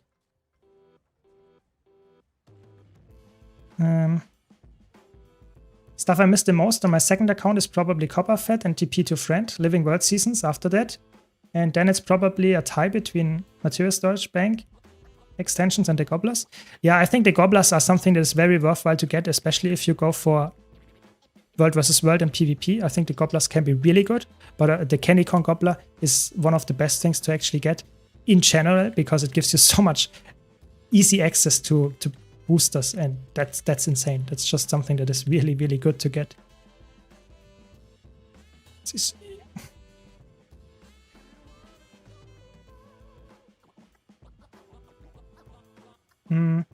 I just purchased all expansions. Nice, very good. How to get to the Desolation Zone? Do I need to play story? I think you need to play the POF story to some extent. but only the first story mission. I think after the first story mission of Path of Fire expansions, you can actually just leave Crystal Oasis, go through Elon Riverlands, and then into the Desolation. So I think you just have to play one story mission, actually, as far as I know. Obviously, it's been a long time since I actually did that, but I think that's how it works. Yes.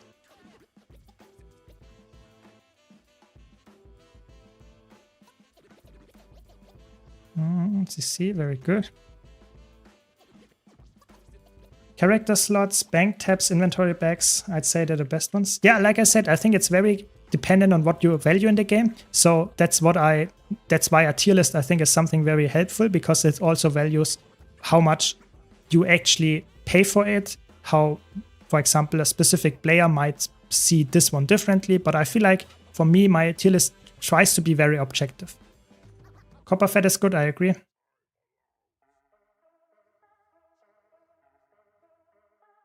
Backslots are actually goated when you are a newer player and don't know what's worth keeping. I think the backslots, that's... Okay, I might have a hot take here. I think backslot expansions... What can I say? I think backslot expansions are a bait for newer players.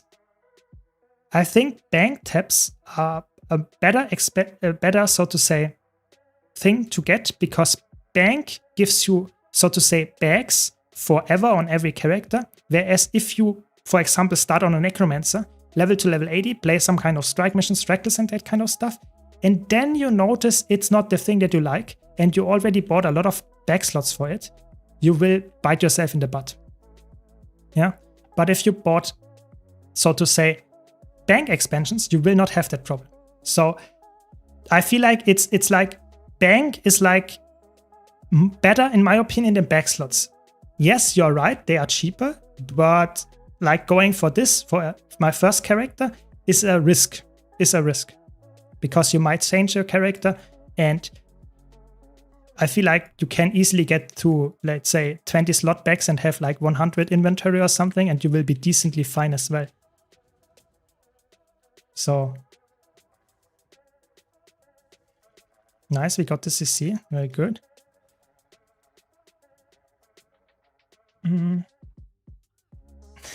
Yes, you asked the bag guy. Yeah, I'm probably, it's interesting that I answer like this, isn't it? You know, it's a good point by Filthy. It's interesting that I, as someone that is actually on the leaderboard in terms of how many storage spaces I have in Guild Wars 2 efficiency, I'm not joking.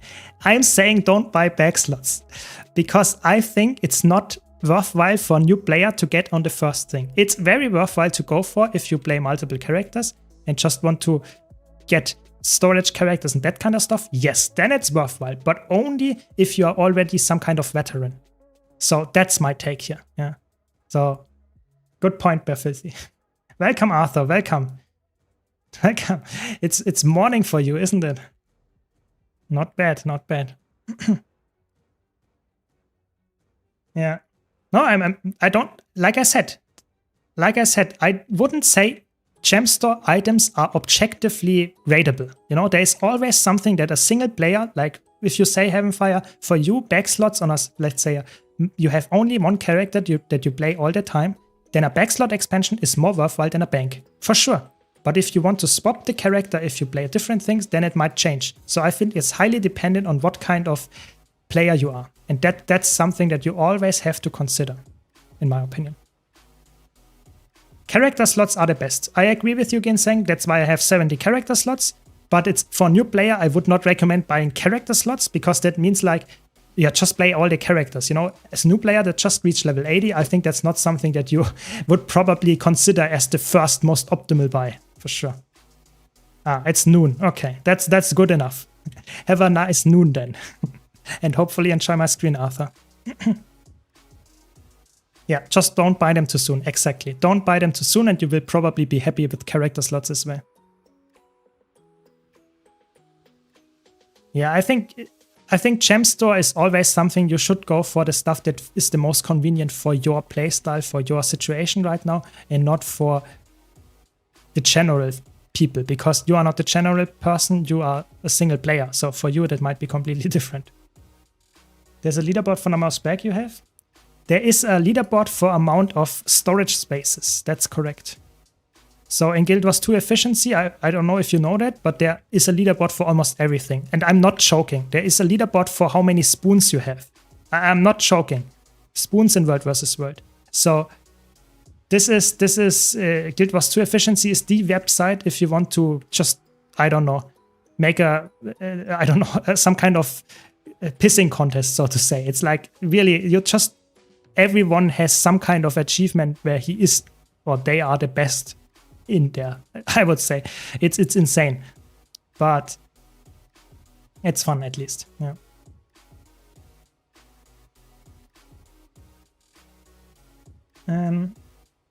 It was so nice when I started getting better bags from Story and Living World. Yeah, I think that's actually very true. I think bags that you get that are 32 slot bags are really amazing, but I feel like 20 slot bags are actually the most that you actually need. It's not something that is absolutely necessary, but it helps a lot just to increase your inventory. Have characters that have over 400 inventory space. This is obviously very, very good.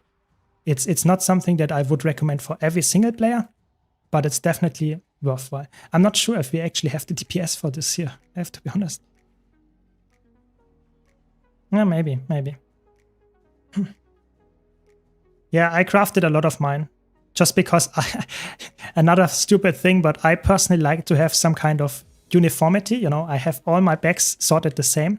So that's why I have those that are exactly the same looking ones. And then it's the same for my 32 slot bags as well. But of course, if you're a new player, just go for the ones that you actually get. Ooh, like I said, we don't have the damage.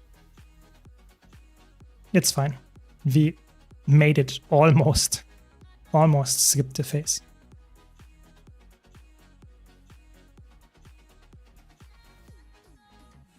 Nice, got the CC. I'm an alcoholic, so I spend a lot on my characters, on the characters. Yeah, I do the same. That's for someone that like us, it's very good to actually get legendary gear as well. But if Echo Fox, don't die on me. I will get to you.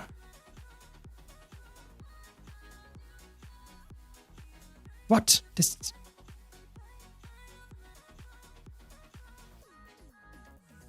That was close.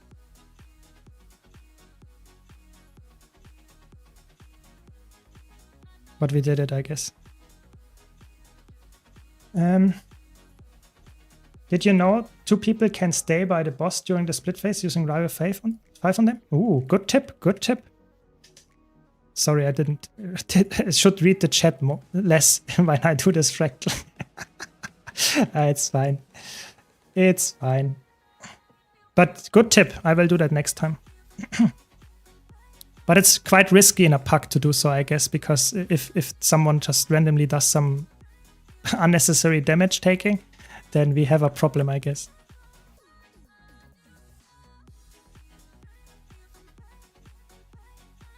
My favorite bag is the oily one that only garbage loot goes into.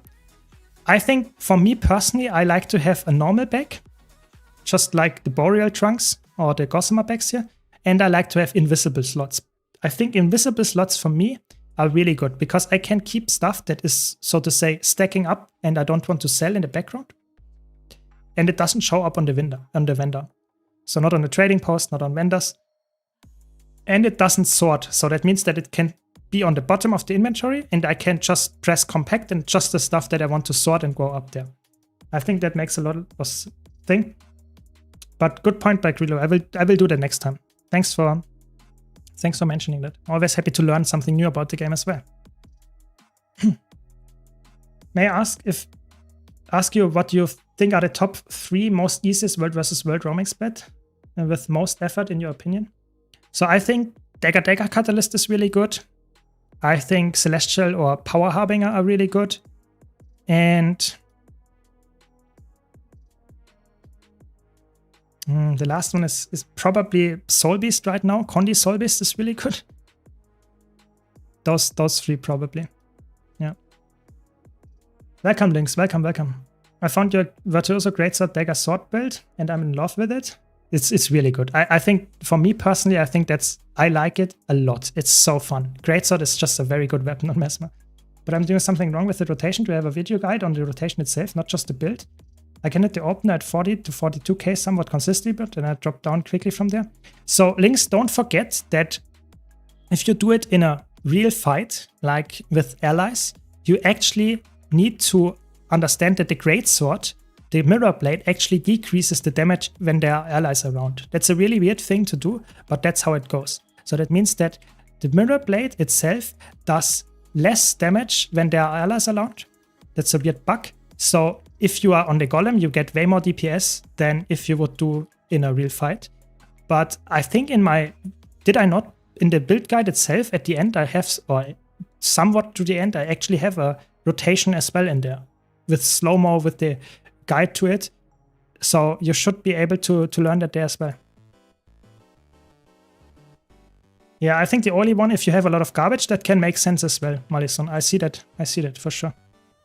I just want to have a clean, like everything looks the same. I don't know why. It's just for me like some kind of, I don't know, a weird thing to be, I like to have everything very clean, everything very uniform. Maybe that's some kind of German issue, but I like to have something that is very, very sorted, very clean. And not everything looking completely different and sorting weirdly. Yeah, no problem. Always happy to answer questions. Yeah, Mesmer in Guild Wars 2 is probably the class right now that I enjoy the most because it's very unique. It's a class that is not existing in a lot of other games, and I really enjoy it just for that matter. And it's also really broken right now. It's really good right now.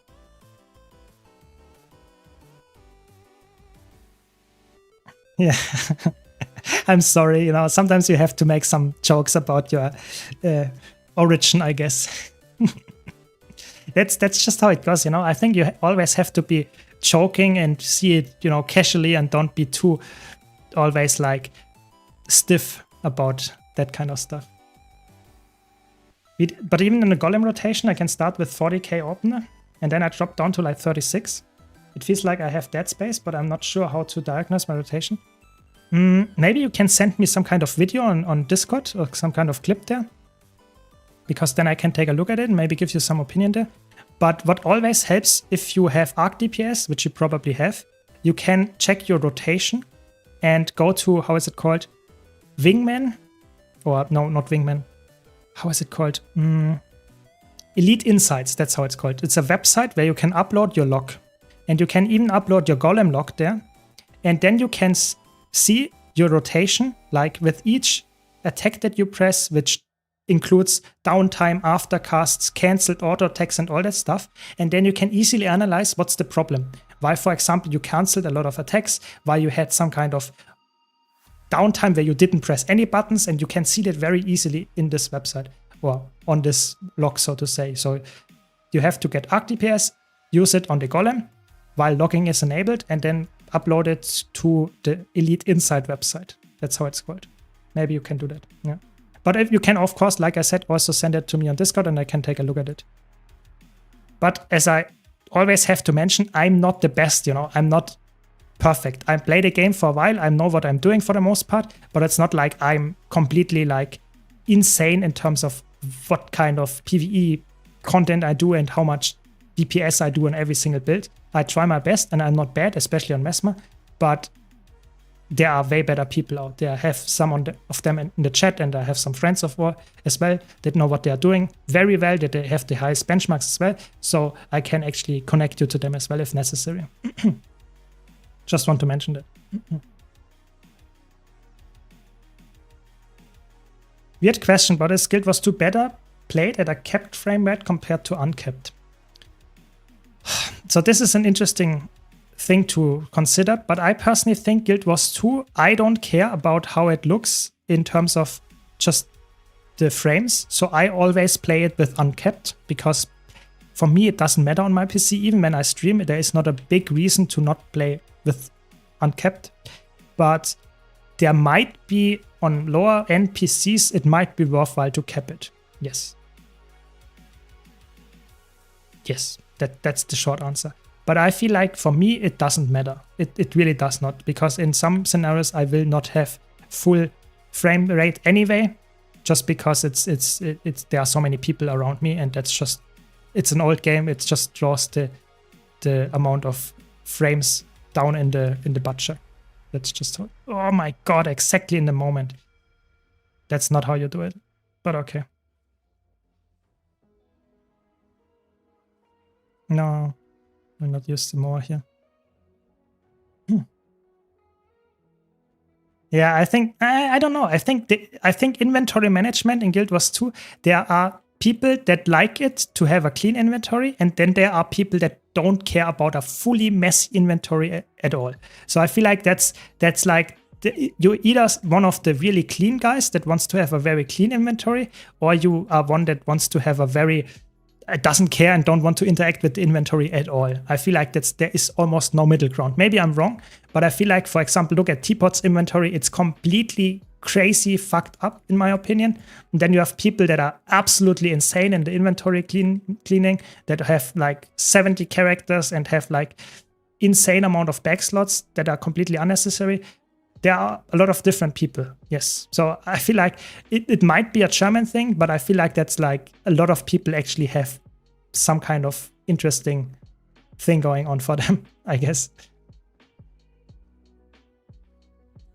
I'm watching you playing Guild Wars 2, I'm playing Guild Wars 2, I'm crazy. I mean, I think that will be most people that do that, or at least are somewhat interested in that, yeah, I guess.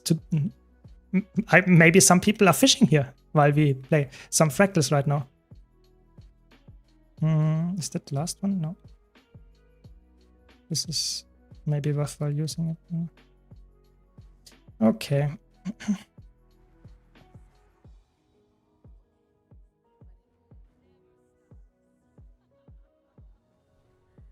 I'm more curious, is 200 plus FPF could have, say, almost an opposite effect? I don't know, some games. Yeah, that's I know some games as well where the FPS are really important and stuff, but in Guild Wars 2, that's not the case. In Guild Wars 2, even on the really high-end PvP and PvE, it's just play with as much FPS as you can get. There is no negative as far as I know in terms of how much, I don't know, it feels like not important. Just have enough to actually play the game on a decent amount of, without any, negative effects. Yes. Yeah. Hot but sword. Exactly. Very good motto. I think that should be a motto. Yeah. I think that should be a motto on my stream. Hot but sword. Very good point. Good one. I like it. What do you think about Elementalists in PvE? Now, which are the builds that work and should be played in your opinion? So I personally think Elementalist is in one of the best spots that it has ever been, because it's really, really good right now. It has amazing quick DPS builds with Catalyst. It has amazing quick heal builds with Catalyst again. It has very decent healing builds with Catalyst and Tempest. And it even has very easy builds on my YouTube channel, for example, low intensity Tempest builds that are really easy to play as well. So I think it's actually a very, very good pick overall, Elementalist, because it's surprisingly easy for how many buttons you possibly can pick. And I would say it's a very good class right now. And especially after the balance patch, you actually get even better. So good time to jump in and play Elementalist. Is it possible to make a support heal mech? Yes, support heal mech is actually quite decent. It might not be the best support anymore, it was one back then, but it's actually a very decent build. I might make a guide about it in the future. But I'm not the biggest mech fan personally, because I don't want to have a pet. I'm not a big fan of AI in Guild Wars 2. I feel like that's always some little bit annoying to actually play around with. But mech is definitely a good healer. Don't get me wrong. Yes. Is support thief a thing? Yes, it is. You can play support Spectre. It's really good in all game modes, actually. FPS is important here. I have 4060. I'm not too OP, but good anyway. I have like 120 plus. Yeah, but have like 20-30 FPS on World vs. World. Yes. So I have a guide about it on my YouTube channel as well again. But the just TLDR is Guild Wars 2 is really bad in the usage of graphic cards. It's mostly only using single core performance of, how is it called? Single core CPU performance. That's it. That's the only thing that matters. So if you have a crazy good CPU, that's actually the thing that carries the most in terms of FPS in Guild Wars 2, or that's the bottleneck very likely. So keep that in mind. That's the important part here. But even the high-end graphic cards and CPUs will not achieve on the highest graphic settings very high frame rates in World vs. World, just because the game is not made for that. That's just the case here. But if you have a very good CPU and decent GPU, then you will actually achieve decent numbers as well, but they will not be crazy. And you have to tune down some settings, I guess, for that as well. That's just how, oops. It's not the button I wanted to press. Yeah, that's the answer. Maybe Gale. Maybe you're right. Maybe it's just in our genes, I guess. Yes, Mace Shield. Very good. I agree, Malison. Mace Shield on Mechanist, really good one. I'm trying Viva, but I feel like right now I'm mashing buttons randomly. Yeah, Viva is one of the specs that is a lot of button mashy if you don't know what you're doing. So maybe go for Tempest. I will actually post, or already have posted on my YouTube channel, a low intensity Tempest build. You can check that one out. So if you want to have less button mashing builds, this one is for you. It's really good, really easy to play, and you will probably have more DPS on that one than on the Viva. So that's a good point there. That's good for Ellie. Do you have a video on Heal, Cutter, and Tempest? Yes, I just check out my YouTube channel. You can also type !builds in the Twitch chat, and then you will get access or get a link to some spreadsheet where I have all my build guides listed. So be sure to check that out. If you're watching on YouTube, don't worry. You can actually just scroll down, and in the description of the YouTube stream, there is also the link to this spreadsheet. It is always up to date, and I cover I think I have almost all the meta builds now in there. So you can just check it out to the class, go to the corresponding section, and you will have every single guide that I have put out there. Yes, there it is. Thanks for doing it. Going Quackers. And thanks, Dumbledore, for the follow. Really appreciate it. So where's my healing food? There. I decided to try Dragon Hunter, but leveling Guardians at the moment. Yeah, I think Dragon Hunter is a very good pick in PvE right now. Just have fun with it. I think it's a really good power DPS pick. It's not a support pick, but it's a really good power DPS. Yes. Tempest is the best. Because let's be honest, everyone wants Overload. Yeah. I think Tempest is, especially if you're learning the class, I think Tempest is the best to start out. Because all the other ones, so Catalyst and Viva for sure, are a little bit more like you press your buttons very rapidly. You have a lot of buttons to press. On Tempest, it's more like you don't have to press all your buttons, and you have some downtime with the, how is it called? Overloads, so they have some cast time, so you have some downtime in pressing buttons. So overall, I think Tempest is the easiest to learn, at least the DPS versions. So that's what I would recommend to start out with, and then you can slowly work your way up and try other specs and have fun just with them.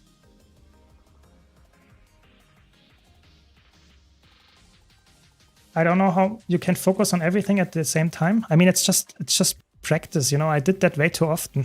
That's the thing, Malison. You know, if you do this for, let's say, 100 times, then you can easily do that the same. You know, it's not something that is very special. Everyone can do that. It's just practice makes perfect, or something is the saying, isn't it? Would it be easy or hard to add a mention of the weapon attributes used in a preferred version of the build? I could do that, but the problem is I don't want to make it too,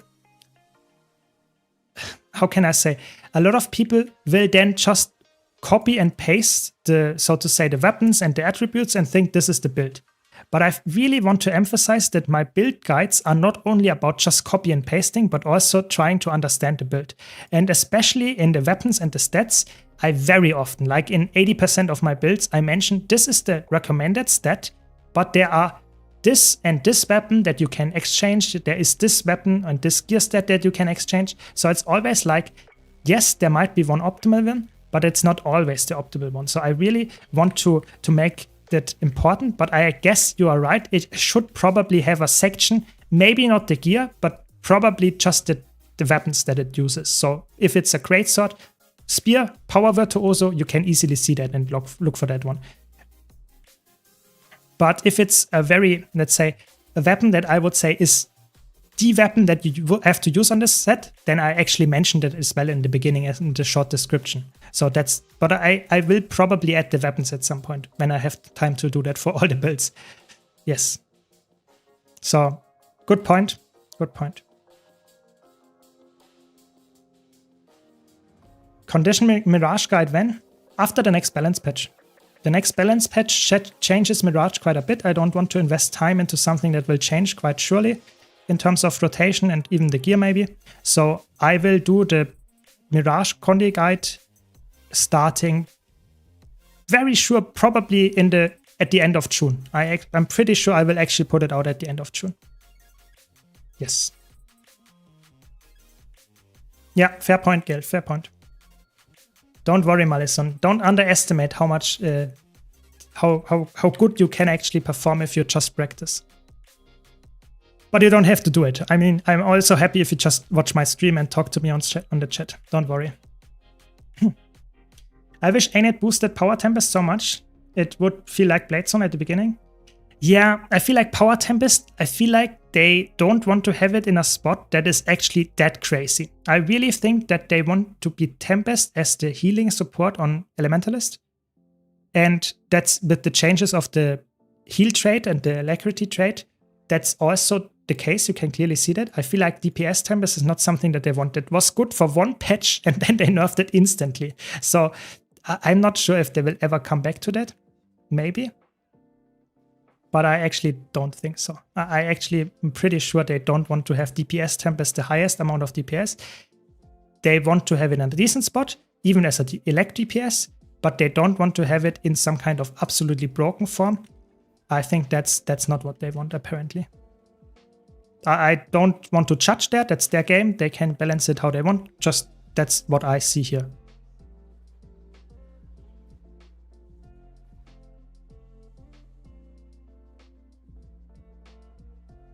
What I do is drop dagger 3 on right ledge, more than Naga on the center, and then dagger 2 the clone. Yeah, good point. You can optimize it here. That's the thing that I have a little bit issues with, Grillo. When I stream, I don't really change my stuff and really concentrate on every single mechanic that you can do. I try, of course, to keep my party alive and boon them up, but I don't have the, so to say, the brain power to optimize it perfectly. Like pulling everything, losing Moa Signet to pull the snake easily and that kind of stuff. It's easily doable, especially when I'm not streaming. But when I'm streaming and talking to you, it feels like it's too much. At some point I get to my limits, you know. I try my best, but this is the limit for me to optimize everything perfectly. But thanks for the tips.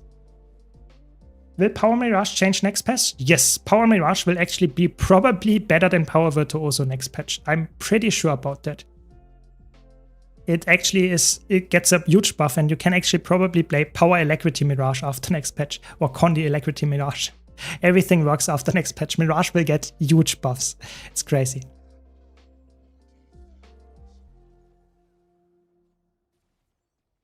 Why do people not wait for me? Cutter versus Willbender for highest chance to win duels in 1vx's in World vs. World? I think Catalyst is better. Catalyst is, in my opinion, one of the best duels and outnumbered generator that there is in the game right now in World vs. World, because it's just very flexible. It is very flexible what you can play.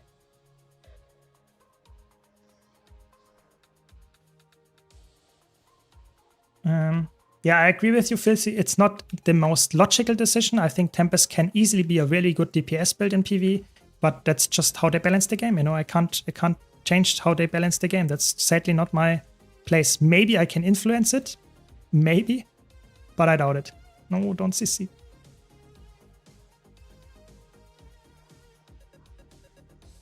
Nice. Yeah, I mean, don't worry. if you choked, then that doesn't make a difference because I will do the guide at some point, don't worry. And I feel like Condition Mirage is a build that is very fun. I really wanted to get into that as well. It's not something that I currently want to get into because it's the highest DPS, yes, but it's not a build that I would say is for everyone, and so it's not probably worth it to actually recommend it to a lot of people. But at some point I will make the guide, and I think the time is at the end of June. That's very likely, yeah. Staff Necromancer will be S tier support? Yes, I think it will be a very good support. I think not in general Necromancer, I think Scourge will be the only Necromancer build that is actually very good with Staff in PvE, but it will be a very, very good support, for sure. Yes, I agree. Welcome, Francisco, welcome, welcome. Been struggling playing Power Virtuoso in competitive modes. I'm a little out of the meta loop for Virtuoso and SPVP specifically. What weapons would you recommend alongside Spear? So it depends a bit on your playstyle. So if you want to play some kind of, you know, in and out playstyle, then I would say Sword Torch is a very good option. If you want to play more for the long run, then I would say, yeah, Sword Shield could be a very good option. And if you want to play really aggressive, you can play even something like a Pistol offhand. Pistol is very good as well. It's very highly dependent on how your playstyle is. But I think Spear is set. You can even go for Greatsword if you want to have more range. So Greatsword, even Dagger is a very good choice. So I think it depends on the playstyle. If you want to be safe, Greatsword is a good option, or Dagger is a good option. If you want to be more aggressive, you can go for Sword Pistol, Sword Torch. Those are my choices there. So I think it all works, just depending maybe on the team comp that you are in, maybe on just the amount of knowledge you have with the weapon set, and just in general having fun with the weapon. That's the most important part. You should not play something that is actually not feeling right for you. That's always like what I would recommend to players. I played Condition Mirage in PvP for like 1,000 games already. Yeah, Condition Mirage, or personally, that might be a really hot take, but personally, one of the most fun builds that there are. One sec.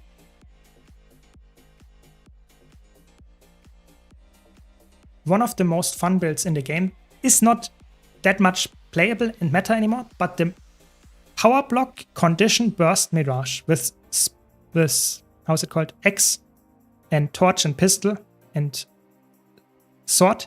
This is my favorite build. It's extremely fun. It's not as good anymore, but it is so skillful. If you know the player Rip, this PvP player was really good with it, and it was one of the most fun builds to play. But it's not the case anymore, so just wanted to mention that.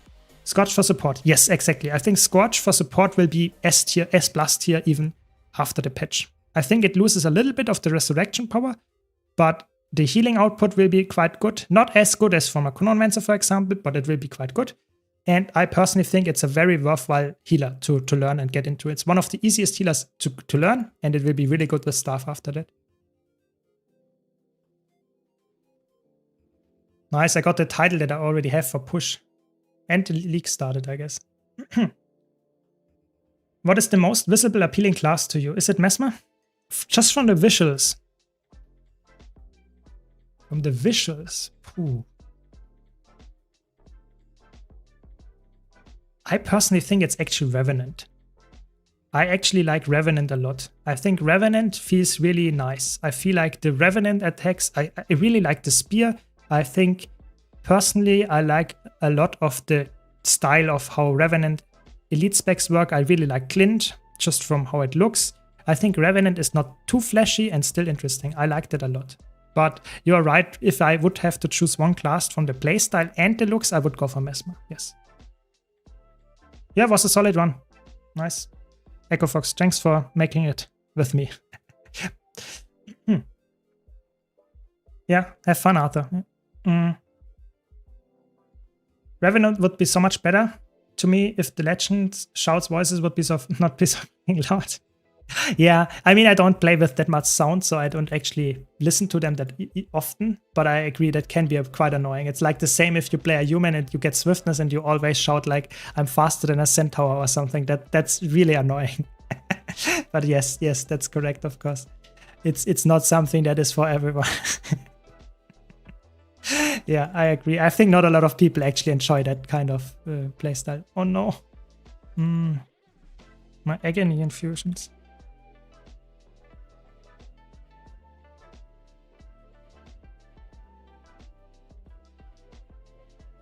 I've been running Greatsword Spear for the last 100 games, and to be honest, Greatsword feels weak with randoms if you get pushed. Yeah, a Greatsword is not a weapon that always works. I think you should swap it up and go for the one that actually works for you, especially in ranked play where you don't have crazy good teammates all the time in PvP, for sure.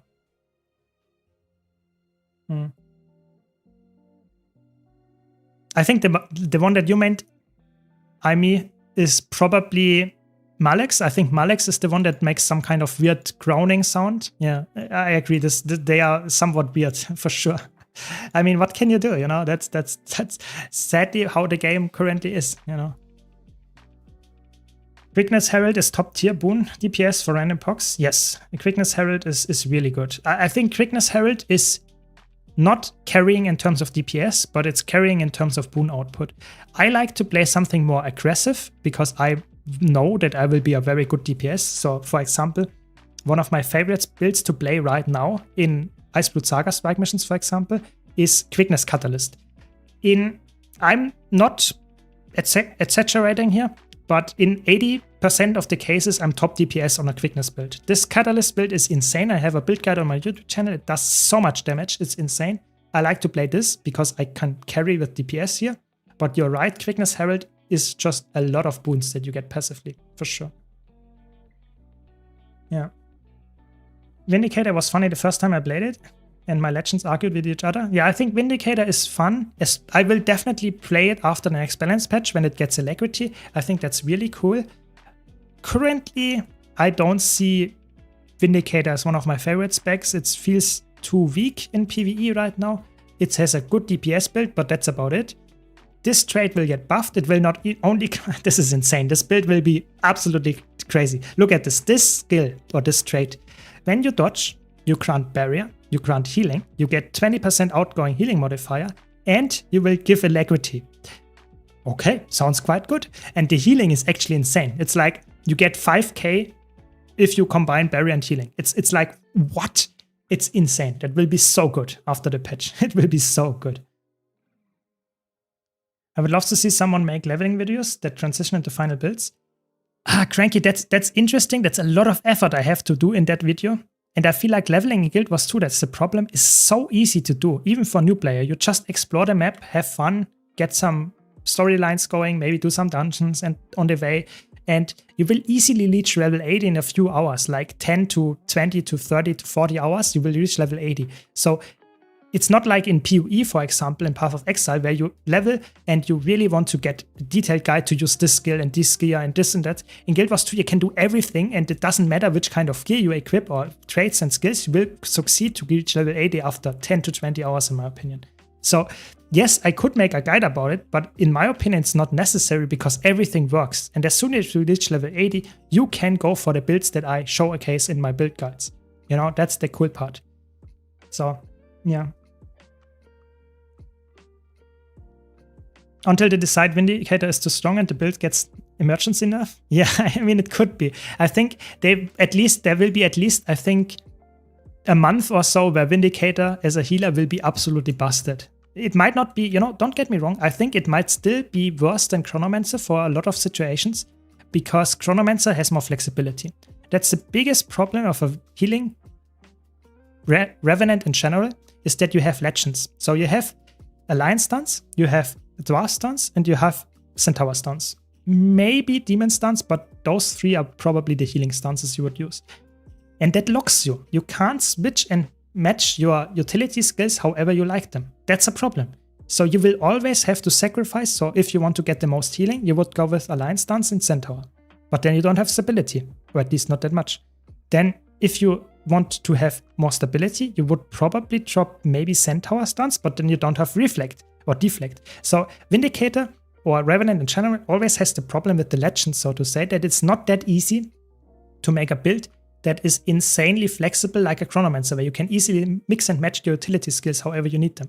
So this is always a drawback, And that's why I think Vindicator might, even after the buffs, be left alone. You know, it will not be nerfed too much in my opinion. Maybe I'm wrong, maybe it's absolutely busted, but I feel like it has a drawback inherently. Yes.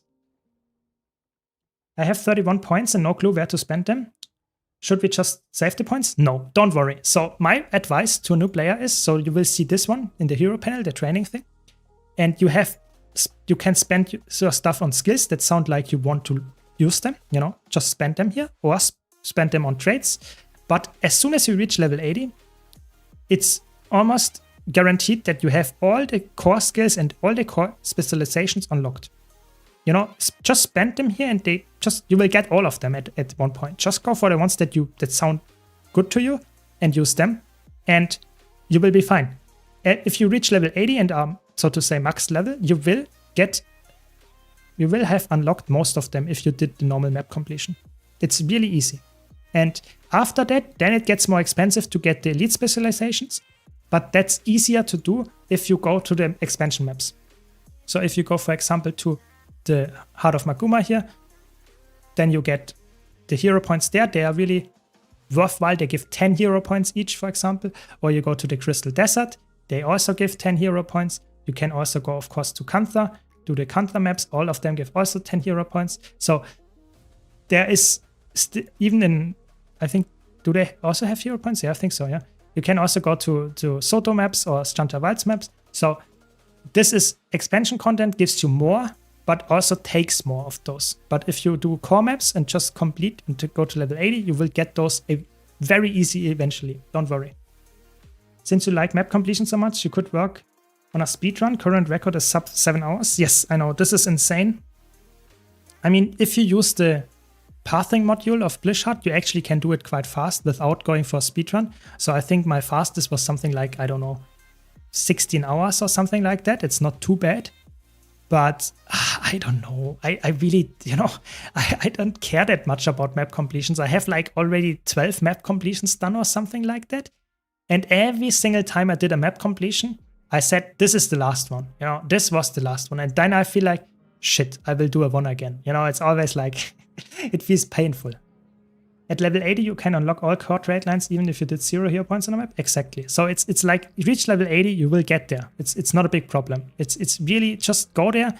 And if you go for the elite specs, then you need hero points. But before then, easily just unlock what you think sounds good, and you will get them as you reach level 80 anyway. Search up some current advice on leveling builds for your class to get some advice on what can pay off early in the first 30 levels or so. Yeah.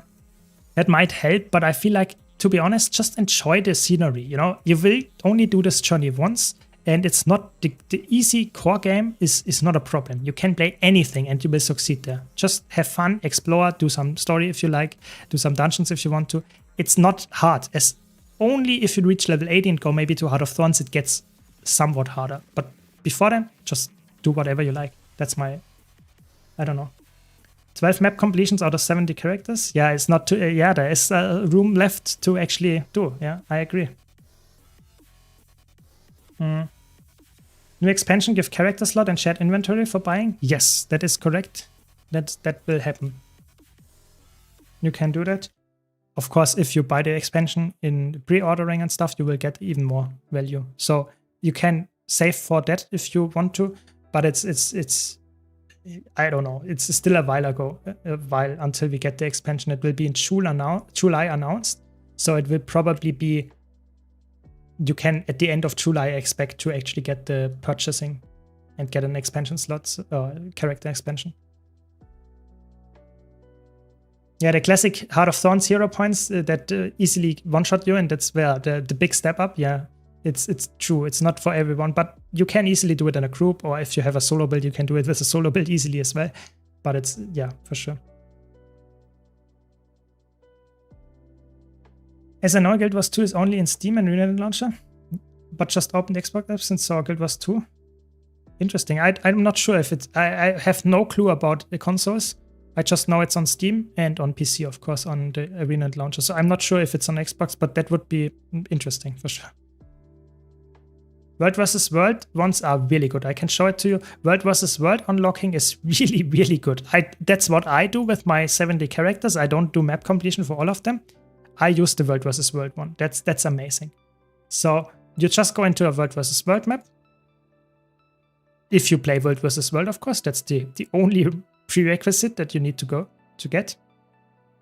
So you go to a Borderlands or to any map, actually, it's not important. And then you go to one vendor. I can show you. You go to one of those vendors. Where is it? I think it's this one. Yeah. Heroics, not Terry, not whatever it's pronounced. You go to this guy, and then you can purchase Central Tier hero points, Maguma, Desert, and Jade.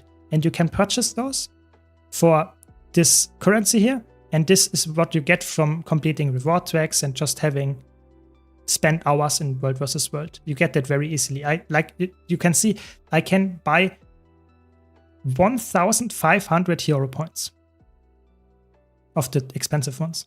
And then you get, so to say, one of those unlocks and you can use it. And then you will unlock one, for example, like you can see one hero challenge in the Desolation that I didn't have on this character. It's really easy to get if you play World versus World.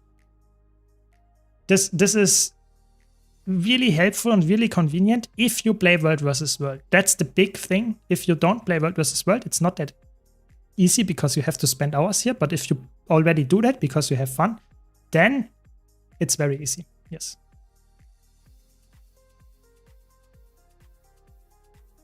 Guild Wars 2 officially does not support controller gameplay, so probably it was some Steam Xbox fusion to reduce open apps. So Guild Wars 2, yes, does not officially support it, but you can, I know people for a fact that play on PC with a controller. It's possible. It is possible, and you can actually play to some extent decently well. It might not be the best option and best choice in terms of high-level gameplay, but you can do that if you really wanted to. I never tried because I'm not a controller fan, especially for Guild Wars 2. That's an interesting engagement, 3 people. 4 people, actually. I'm not sure if this guy can actually kill us here, but okay.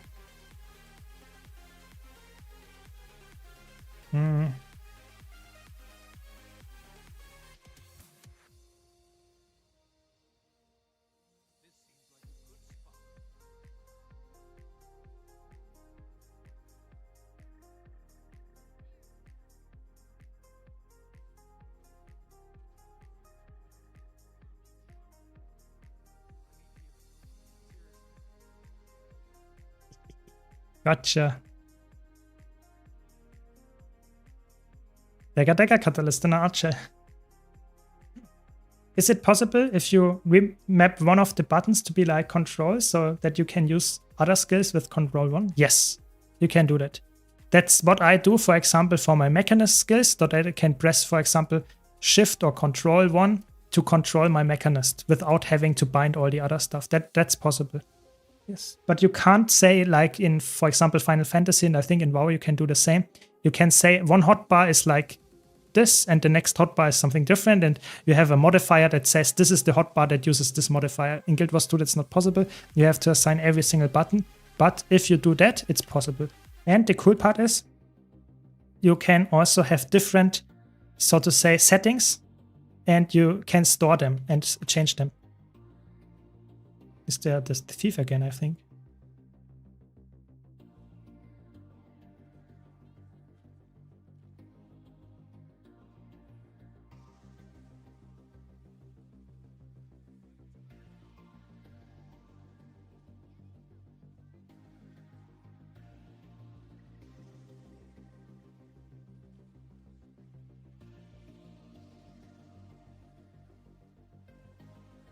That was a close call, my friend.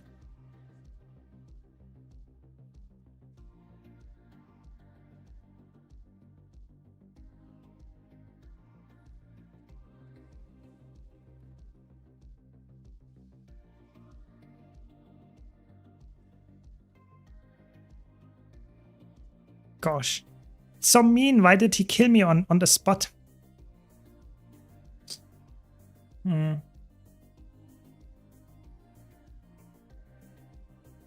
Yeah, they one-shot me when I was talking to chat. That's how the honest gameplay, the honest 101, you know, getting half one-shot while I was talking to chat and then trying to 101 me after that. Still, I'm fair. That's world versus world. That's how it goes. Yeah, of course. Masteries in Heart of Thorns and you don't have the gliding unlocked, then you can easily fall down. That's definitely true. Yeah.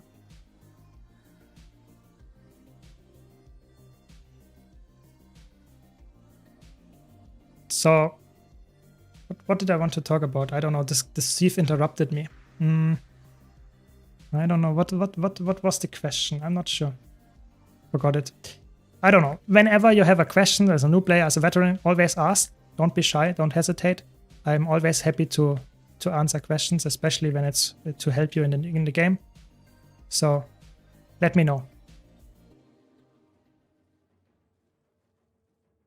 So what do you think about the roadmap that released today? Were you surprised? Did you like it?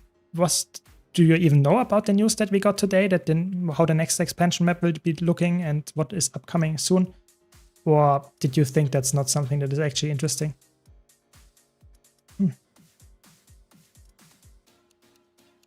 No, the position is fully fixed. You have no option to change it. That's the sad part about it. There is no way to actually make Guild Wars 2 combat or the UI more, so to say, customizable. It's not possible, at least not legally. The combat in Guild Wars 2 is really like you have to use the UI as it is. That's how it goes. You can make it smaller or bigger. That's possible, but you can't move, for example, your health bar up to, I don't know, top right or top left. It's not possible. So yeah, that's just how you have to accept it. That's how it goes. Yeah, sadly, that's one of the biggest criticism I have about Guild Wars 2 for new player especially, is that it's not very customizable. So you can't adjust to your needs. Of course, me as a veteran, I just adjusted to the UI, so I am now comfortable with it. But if you're a new player, that might be really annoying to you for sure. I have like 1 million karma. Can I do something with it? There is a way to make gold out of karma, yes. I have a guide on my YouTube channel, actually, Frozen. You can check it out. Just look for karma guide on my YouTube channel. I have a guide about it, but 1 million karma is sadly not a lot of gold. So the problem is, if you don't need the karma, you can use it and get some gold of it, but it's not a lot. And if you ever plan on going for legendaries, you should just save your karma, because legendary, especially the Ori ones, they really need a lot. And I'm talking about a lot. Like if you go for the full skins and stuff, you need like, I don't know, 40 million karma or something like that. It's a lot. I can tell you because I spent that much. I know what I'm talking about. There is a new roadmap. Yes, there is. I can send you the link. It's a roadmap. Yes, it's there, but I would say it's not very surprising. The most surprising thing is that we get the expansion announcement in July, probably at the end. That's how it sounds. And everything else is not very interesting, I would say. Not very changing too much, which is fair. You know, you don't have to have crazy changes all the time. I just hope the next update, the next patch that we get next week will be big enough to actually play some stuff long term. Hopefully the Fractal will be good. The Fractal will come out next week. And we will get the Fractal CM, so the challenge mode for the Fractal, we will get 3 weeks later with the balance patch. So that will be very hot. Maybe you want to do it with me and Snowdrop. Maybe we find a group there, EchoFox. But it will be a while until then, I guess. And we get Convergence CM, we get a new meta event there. So there is a lot of stuff to actually go for with the new patch, I hope. That will also be long-term friendly for sure. Thanks for the follow, Frozen. Don't worry. Glad you enjoy my content. I will never forget the final battle with Balthasar. Yeah, I think that was one of the probably the best time in the story, in the storytelling, and the just storytelling and the cinematic thing of Guild Wars 2 probably was like Path of Fire, maybe the Choco arc or the Path of Fire arc, the Balthasar arc. Those two were really good. I think the problem is that Path of Fire spent a lot of their time or development time in the story. That's much you can see. The story is decent and the cinematics are really good there and stuff. But the maps were, so to say, don't have great meta events, and that's the problem. So I feel like if you had the story of Path of Fire with meta events of Heart of Thorns, that would be the absolute best expansion, in my opinion. Yeah, it has some Dark Souls vibe. Yeah, definitely. It's not for everyone, but I think it was definitely one of the better storytelling lines that we had. It's definitely better than the core game, because the core game feels like you have a character on the left, you have a character on the right, and that they are talking to each other. That's a little bit boring. What do we have here? Can we do a 1v3? No, 1v2 only. Yeah, it's possible. It's a druid. It's a little bit annoying, but okay, let's go in.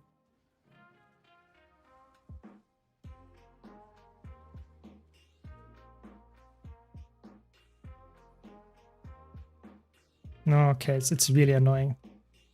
I hate druids in World vs. World. They are so annoying.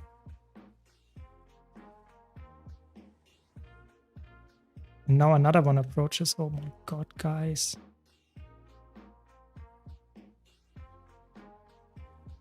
Kind of the best thing for me is that they will combine Wizard's Portal Tome with the other ones. Yeah, that's really cool. I think that's one of the best things they actually do, the quality of life improvements. And they said that's not the only one. So they will do two things that they mentioned as far as I know. So they will give us 3 things actually.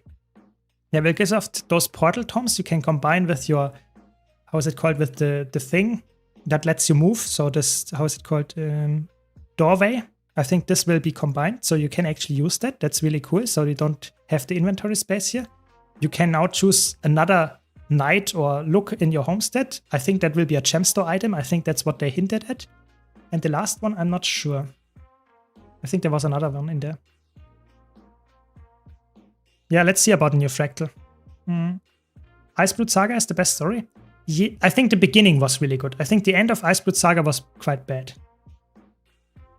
I think the beginning was really good. The really, just the feeling of Chormek and in your head and the dark vibes, I really like that one. But the end of it, I don't like. Yeah, Malison, I think End of Dragons in the open world, the Dragon's End, that was fun times for sure. Oh, there's the thief again. This time you will not win. I can tell you that much.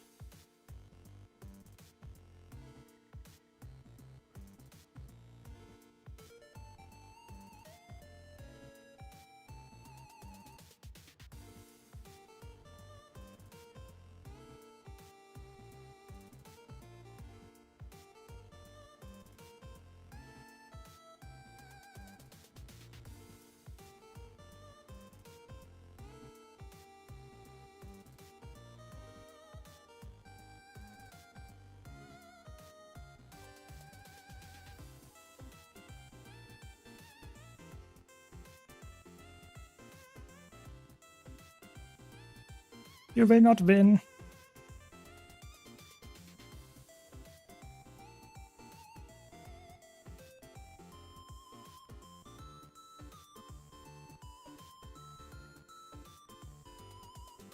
Deadeye is so annoying.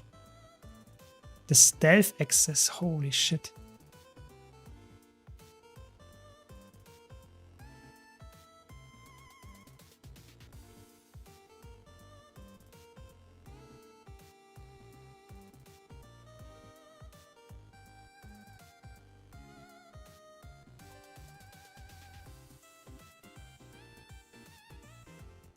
Nice, I got him.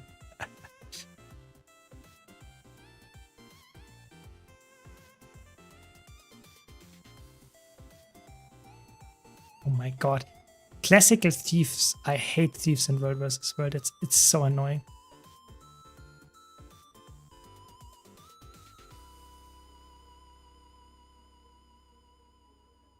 Look at this gameplay. Come on, just die. Give up, please.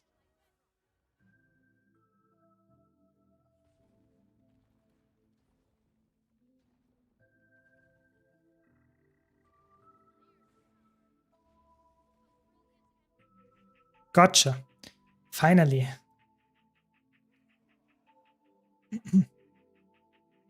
I'm willing to forgive its ending for the amazing intro. I mean, fair point. Living Worlds Season 4 was best story, best expansion for me was Path of Fire simply because of mounts and skyscale. Fair. I think, for me personally, I like Heart of Thorns more because Heart of Thorns was the first expansion and brought elite specs, brought a lot of features, brought crazy good maps. I think Heart of Thorns is slightly better for me, but I can understand both of your takes, for sure. What do you recommend for someone who is older, almost 60 with low APM for playing? I plan on playing solo most of the time due to work. I saw your video on solos and was not sure if it's current. It's current. So I think I have an updated version for the solo thing that is from April.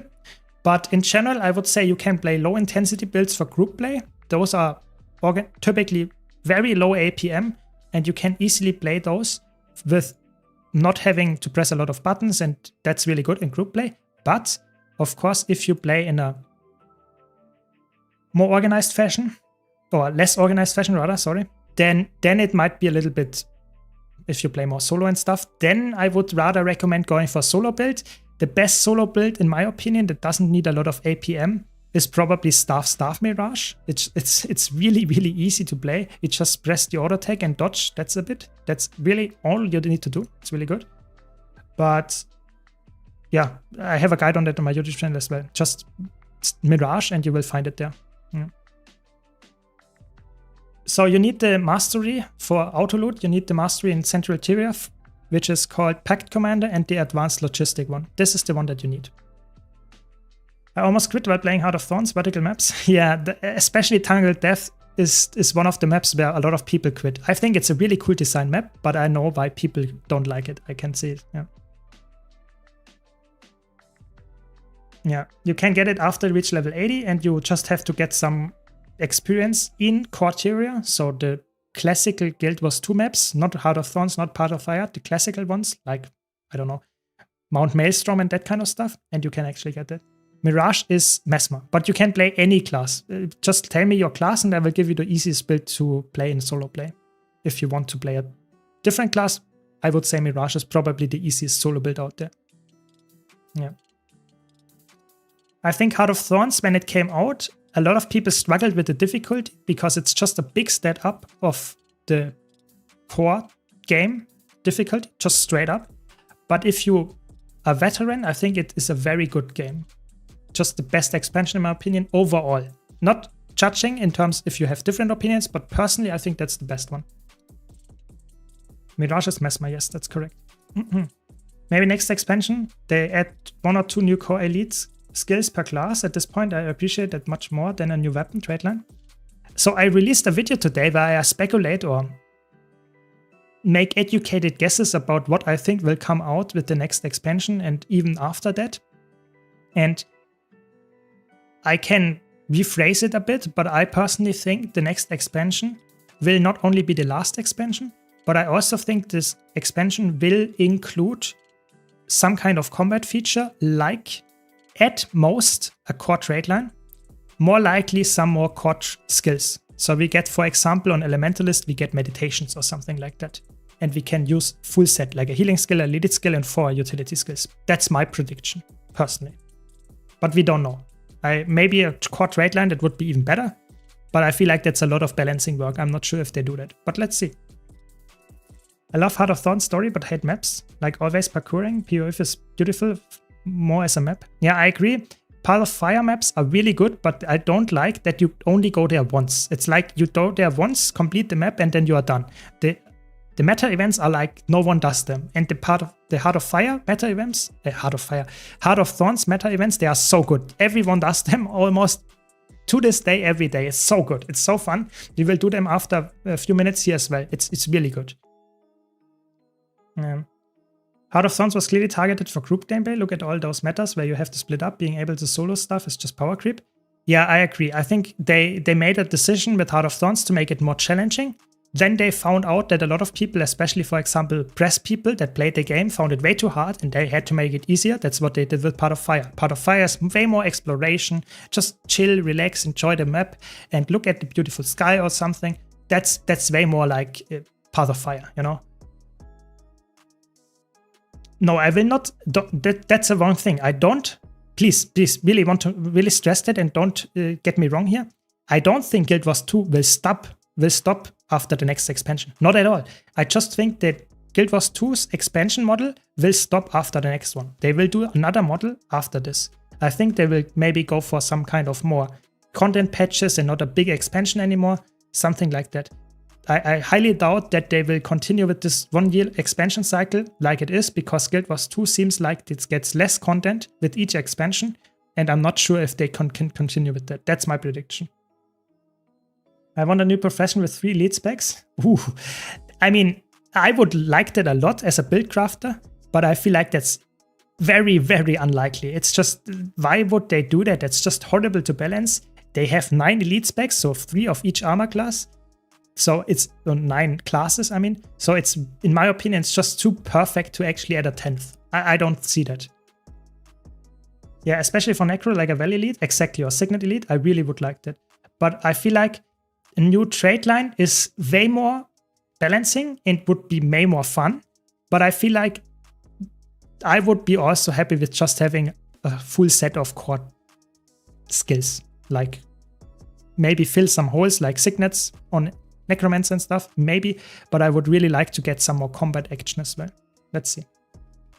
Maybe Guild Wars 3, like Frozen points out. Maybe they will do, like I mentioned in my video, 2025, the 6th expansion, and at the end of 2026, they will maybe announce that they are working on Guild Wars 3, and they will do that for 2-3 more years, and they will have some early access to it or something like that. And in the meantime, Guild Wars 2 runs in some kind of maintenance mode where it doesn't get that much updates, or at least no expansions, but just some passive content, like some random small map drops or events or something like that. I could see that happening, for sure.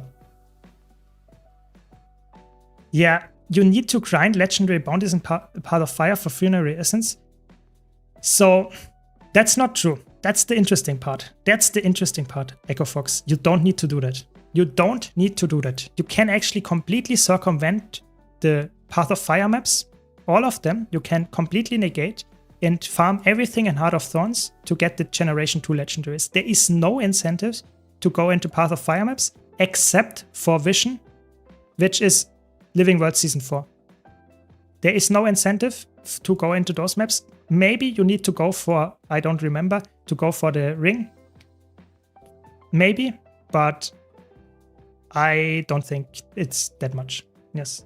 For Coalescence and Vision, yes, maybe for a bit, but it's like you do it for 2 hours and you're done with a good group. It's really not that much. Yeah.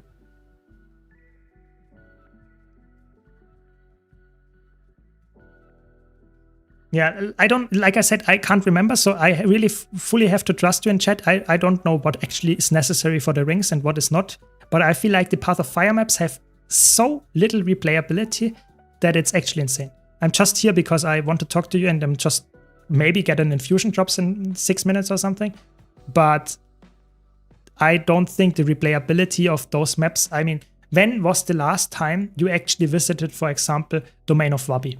You know, is there a reason to go there? Maybe to go for the meta event there, maybe. But let's say Desolation, who does the meta event there? I don't know, not a lot of people. And you don't have to do the map completions and the legendary stuff here for the legendary weapons, because you can get the full Generation 2 weapons from those 4 maps here. You don't need to go for the, so to say, Path of Fire maps, because there the grind for the stuff is actually not that easy. Going for Dragon Stand clears is way easier than going for the bounties and stuff here. That's my take. Yeah, you need, of course, you're right, Echo Fox. I'm not saying that the content is bad. I'm just saying it's a one-time thing. You don't do it a lot. You get the Griffin and you will have it in a few hours and they will never come back to it. That's my take. You do the collections, you're done. In Heart of Thorns, it's like you have, I'm not sure how many of you have all the Generation 2 legendaries, or at least have all the, how is it called? The ore? How is the ore called? Let me check. Crystalline ore. But I have enough of it. So I did Dragon Stand like for 50 times or something. I have, or even more, 100 times. So I have all the ore for the Generation 2 legendaries that I don't have. So yes, at some point you will have done enough Heart of Thorns, but you can still go back and farm the metas there because they are rewarding. The Path of Fire metas is like no one does them because they're not rewarding and they're not necessary to do. And that's a problem. That's what I'm talking about. PUF is perfect for fishing. That's good. Good point. I don't want to say Path of Fire is bad. I'm just saying if you compare it to the Heart of Thorns longevity, it's just worse. That's objectively true in my opinion. I bought Heart of Thorns months ago and still can't finish it. It always tons of content on PvE events. Yeah, exactly. A Path of Fire is really big. Imagining the new expansion locks a mastery for unlimited skull scale endurance behind the new LCM strike. It's harder than Zero's LCM. Do you think many more people would get into LCM content? No. I think actually people would more. I think all the people that wanted to get this would just quit the game or would buy it. Would buy it from people that sell the Legendary Challenge mode. Some raiding guilds do that. But I think that's actually that would be the killing blow. I think a lot of casual players would just quit the game because they think it's for tryhard people only. And the tryhard people would not be there in the game anymore because they don't have enough content to actually play the game all the time. So I think that would just kill Guild Wars 2. Of course, you are just joking here a bit, but I think that they should never do that, something like that, because like 90 to 95% of the community is very casual. I think if you look at efficiency, for example, which is already a skewed population. So a lot of people are not on efficiency, but the people that are on efficiency are already a little bit higher on the ladder, so to say, in terms of wealth and understanding of the game, because they are looking for outside resources. And even there on efficiency, you see that, I don't know the exact number, but it was like over 90% or 80% of the community doesn't have at least one legendary. So even like the biggest amount of people are so casual that they don't have a legendary. So how can you expect people to do legendary challenge mode? Yeah, where you need a lot of skill and understanding of the game to actually get something that is very important for an open world player, which is something like the Sky Scale. Everyone in the open world wants to get the Sky Scale, you know? So I feel like this would be insane and they really should not do something like that. Really, really, yeah. All I want is to farm millions of gold to change all it for its gems and buy all the cosmetic stuff in the game. Yeah, I mean, that's also my goal, of course. I want to have all the wardrobe unlock stuff as well. I'm quite good right now. I am not that bad. I don't have that many holes left, but there are still some holes, so I'm still working towards that goal. I can see you, Frozen. I'm with you there. Thanks, Wang and Axolot, for the follow, by the way. Really appreciate it. On Guild Wars 3, I hope they just do more than Guild Wars 2 does well. Yeah, that's my hope as well. But I bring back cross-classing from Guild Wars 1. Those made for much more interesting build choices than trade lines. I think if they can find some kind of cool middle ground, I would be up for it for sure. I think that would be amazing. I think they have to be really careful what they put into a new game like that, because it could be easily completely broken or very hard to understand, and they really have to find a middle ground where it's easy to understand, easy to get into, and hard to master. That's my take, and I really hope they do that. Guild Wars 2 combat is hard to master, but not as easy to get into, so I really hope they do find a middle ground where both is possible. Do we know what the new backpack looks like? I think they might have shown it in the trailer, but it's not very easy to see. I'm not sure. I didn't do a frame analysis of the trailer yet, but I think it might be in there. Or we will get at least some information maybe on a screenshot or something before that. I don't know. But I didn't see it at least. Welcome, Equil Parado. Welcome, welcome. I believe a ton of inactive accounts are still on efficiency, like the easiest Soto Mastery point has only been unlocked by 40%. That's true, but the point still stands true that a lot of people don't have legendaries. Even the active ones don't have legendaries. Maybe you could say how many people have 2 legendaries, because 1 legendary you get for free, so to say, if you do the return to achievements.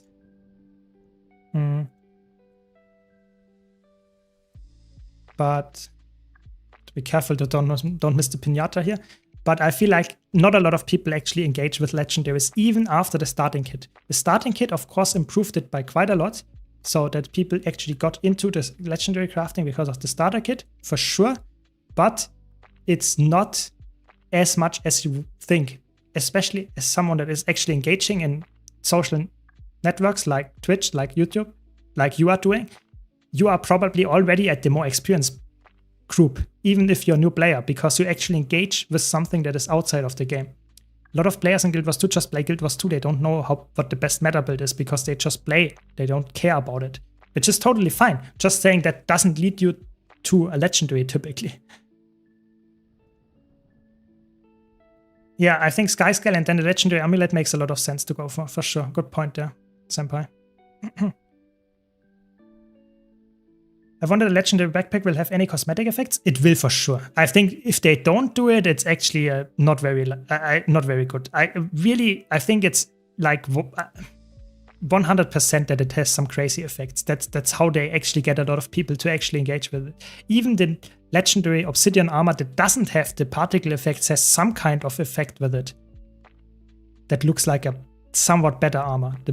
But I think the backpack will for sure be flashy, for sure. Yeah. I have Wizard Special Quest, collect 6 relics from Core Set 2. What is it and where do I get it? So the Core Set 2 are like, I can show you the achievement. Is it relic Core Set here? You have to get this and you have to get those 12 relics. You can't just buy them from the TP. Like Relic of Fire, for example. But it's quite expensive. The whole set costs something like 160 to 200 gold. But you only have to purchase them. It's not, you don't have to craft them, you just have to purchase them and bind them to your account. That's the important thing.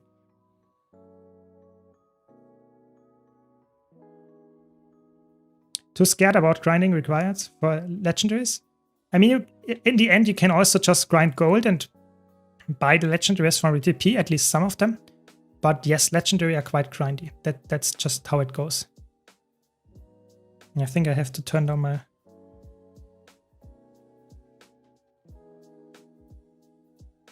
.5% have full obsidian armor. Yeah, I guess that makes sense. I mean, I have 18 pieces of obsidian armor. So yeah, I mean, I know the grind. The grind is quite a lot. But yeah, I mean, it's not for everyone, that much is for sure.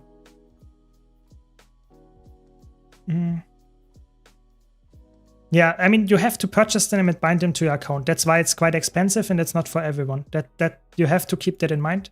It's really annoying. You can't just unlock them on your relic. You have to really buy them or craft them yourself and then have to, what's it called? Bind them to your account. Like salvaging or just equipping or just right-clicking and use. That's the thing. 18 pieces from obsidian is crazy. That's like 2 years of convergences. I don't know. I mean, I've done it at some point, so I guess that's how it is. You know, I can show you. I have just all the obsidian armor, all the raid armor, and I have all the, how is it called? The two versions, the glowy one and the not glowy one of the obsidian one. It's just a lot of grind. That's what it was, but nothing too crazy. It's just keep at it and you will get there. But I mean, you don't really need to. It's just, can you craft the same weight class twice? So you can craft different equipments, yes, but you can't craft, for example, the how's it called? The envoy armor twice. You can't do that, but you can craft the obsidian armor, the envoy armor, and the PvP armor, which I actually have for the light. For light armor classes, I actually have all three. Why do I have that? I don't even remember why I have that. I have all the three armor, so PvP, PvE, both of them. So I have 3 sets of light armor. I don't even know why. It's just, I guess I have it. And maybe I should just go for the memes for the World vs. World one as well at this point. But I have the skin already unlocked because it's only the Ascended skin. But yeah, I guess that's what it is. At some point you have to set your own some goals, even if it's a stupid goal. Yeah. Yes, Chuck Garant. That's what we will do now.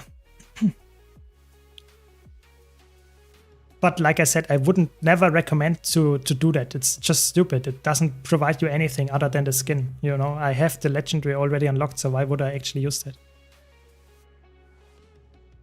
I mean, the World vs. World armor, at some point I said, that's just stupid to go for a 4th light armor legendary.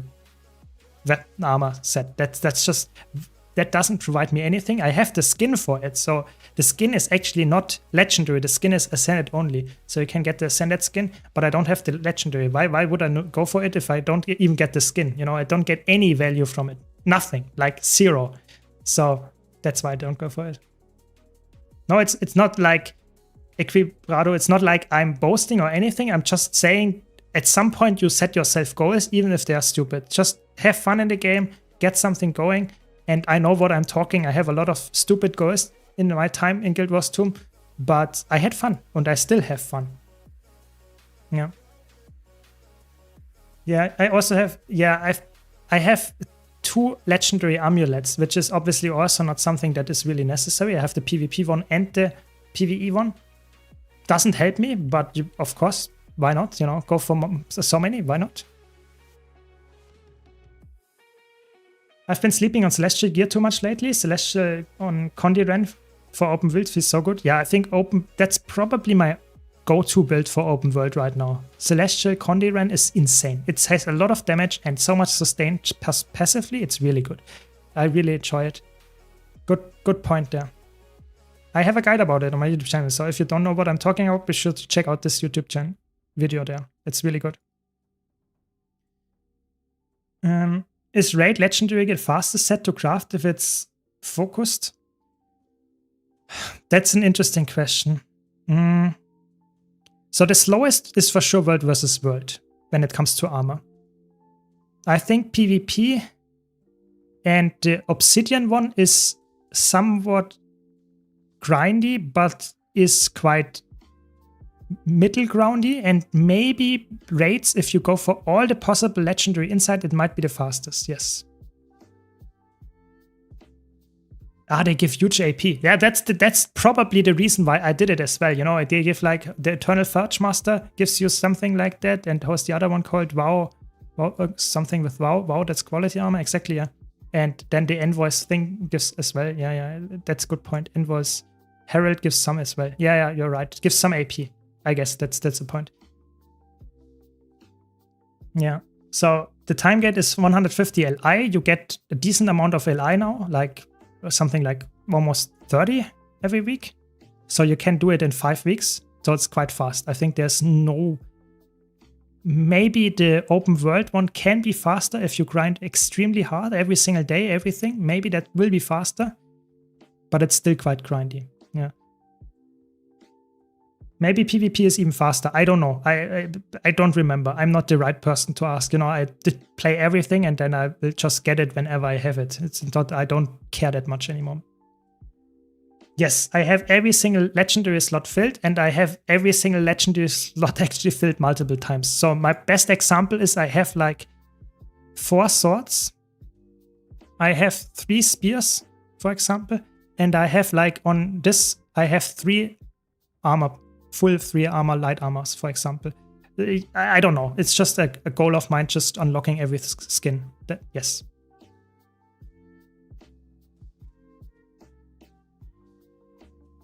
Yes, so I'm streaming on Twitch and YouTube, that's correct.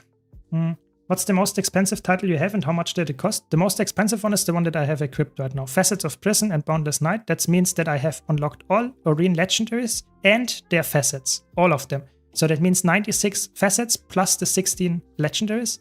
That's like, is it? I don't know, something like between 20 to 40k gold or something like that. That's the price of it. What's the Guild Wars 2 news? The Guild Wars 2 news is that we get an update next week. We have a trailer for it and we have a roadmap, what's coming soonish.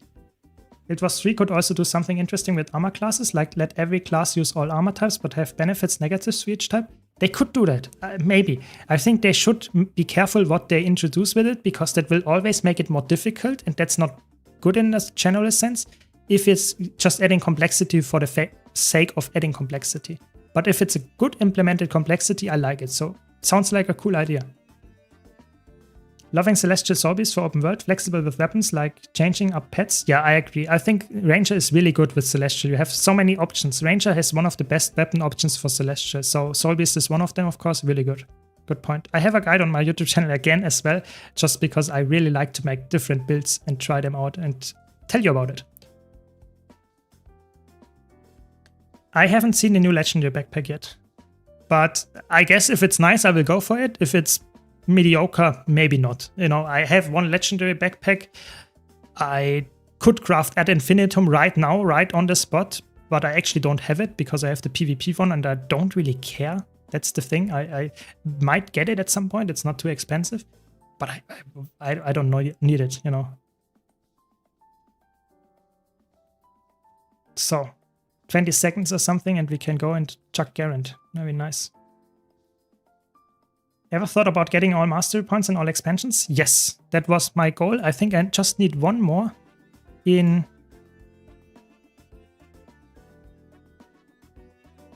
Wait, what? Where is this blue one? Hey. Okay, so I think I need one more in Chancellor Wilds. That's the one that I need. I need one more here. But then I'm done with Chancellor Wilds and I really want to get my all achievements in Heart of Thorns. That's the only expansion that I have all the achievements except one. And maybe I will go for all the mastery points. But I feel like I'm not an achievement hunter, you know. For me, I like to play combat. I like to have fun and just play something that I enjoy.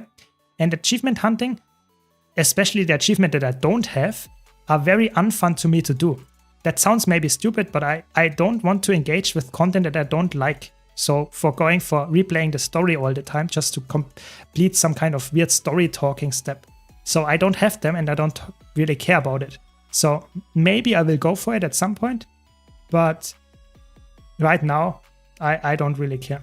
Yeah. Yeah, I lost Celestial on Armor and Chivalry. I run that on Necron with Dire Staff and Soldier Dagger Warhorn. Feels really good in general. Yeah, I think Necromancer makes use of legendary gear, especially with Celestial stats, very much because you can easily swap and stuff around. But I personally think Celestial is in general the best open world stat. So there is almost no gear stat that is so universally good as Celestial in PvE in open world. That's just true. Every class can use Celestial. That's why they put it in the booster gear. So if you boost your character to level 8, you get full exotic Celestial gear. And that's a good choice because Celestial is the best one for open world content. I think that's normal. Most people do stuff that's fun for them since we don't have unlimited time. Yeah. Exactly. I think maybe we can do some kind of streaming goal and I will do something that I might not enjoy that much and just have fun while doing it with you on stream. Maybe we can do that, make some goal and let's say, okay, we will go for the most try-hard achievement hunting possible in the next few streams. Maybe we can do that if you would enjoy that. But I personally don't really care too much about it. That's the truth there.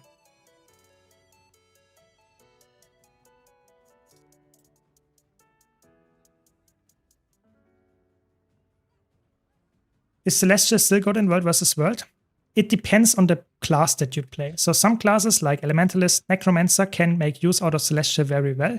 Other classes are not that good anymore. So for example, Firebrand was really good with Celestial before the nerfs because it provided boon duration and all the other nice stats. But now it loses the boon duration and gets a lot less value from its boons because of that. And that means it's not very, you should not play it anymore. Or at least it's not that good anymore. Yeah. Which is okay, because not every build has to run Celestial, but I feel like that's obviously a big nerf for people that enjoyed it. No. I saw you don't have your Slayer achievements done, so I assume your AP are all organic? Yes, I'm not an achievement hunter, I just play the game and like to have fun. And that's why, oh my god, I hate it when it does that, it just runs in place. That's so annoying. Yeah, it's just I play the game, I have fun, I like to do different stuff, play every game mode. That's why I just have some achievement naturally. And I played the game for quite a while. That's, oh my god. Sometimes you really don't see it here in the water. It's really annoying. But it was obviously my mistake. But yeah, so the Slayer achievements, I will get them at some point, I guess. You know, 9 more Griffins, I guess, and 37 more bats. Yeah, that will probably be doable. But it's not something that I really go out and just say, okay, I will hunt now some bats. I don't care. it will happen, and if not, I'm happy with it anyway. Do you ever play Condition, Catalyst, Pistol, Warhorn? I am not a big fan of Pistol. That's why I don't play it. I think Pistol on Elementalist is one of the worst weapons in the game. I don't like the design and playstyle. So maybe when they rework it, but right now I don't play it. So maybe I make a guide about it, but right now I'm not feeling it. So sorry for that. I'm more of a power catalyst enjoyer or healing catalyst. I don't like the pistol that much. You would love to see some achievement hunting? Yeah, maybe. Maybe you're right. Yeah, I got bonked. That's correct. I got bonked by the Chuck Garand. Yeah, maybe we do that, yeah. I think achievement hunting on stream, maybe you can help me, we can help each other to get some achievement. That could be interesting. Yeah. Would be, I have to make some kind of list what I actually want to get, because there are some achievements that I can get and some achievements that are really, really hard to get. So we will see. Maybe we'll do it soon. Can't think of anything because I hate most achievements. I don't even play Cold War for the mastery. Yeah, I mean, Cold War has some really annoying achievement. I'm happy that I have it, like going for 50 or something like Cold War kills. That's actually insane. I have that one because I did it almost every week once. So yeah, there are some ways to actually engage with that, but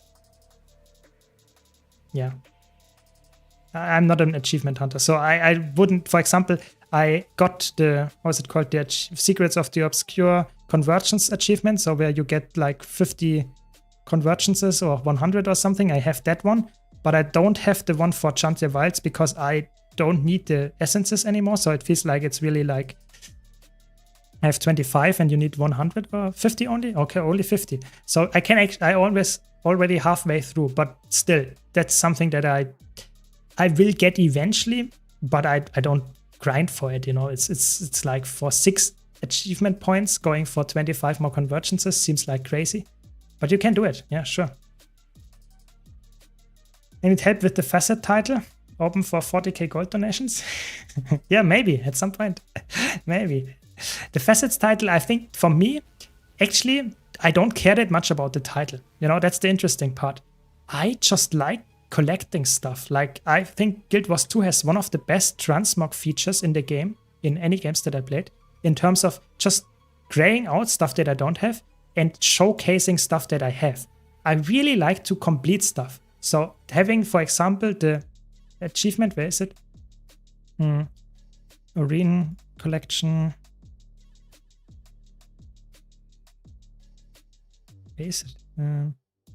A blind. Oh, it's under Endless Dragons here. Yeah, having those and then going for, not this one.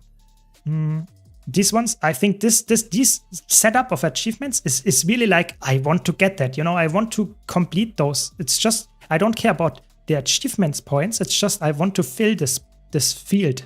I don't know why, it sounds really stupid, but that's what I like. That's what I do, yeah. I always forget about convergences and miss them. Would need to do them daily for obsidian armor.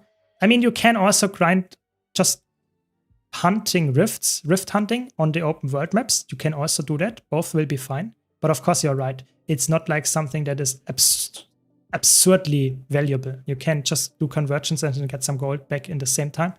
But open world rift hunting, you can easily get the essences. You know, if you farm 24/7, you get them very fast. You don't need to wait for convergences. How expensive is the tome for gambling actors?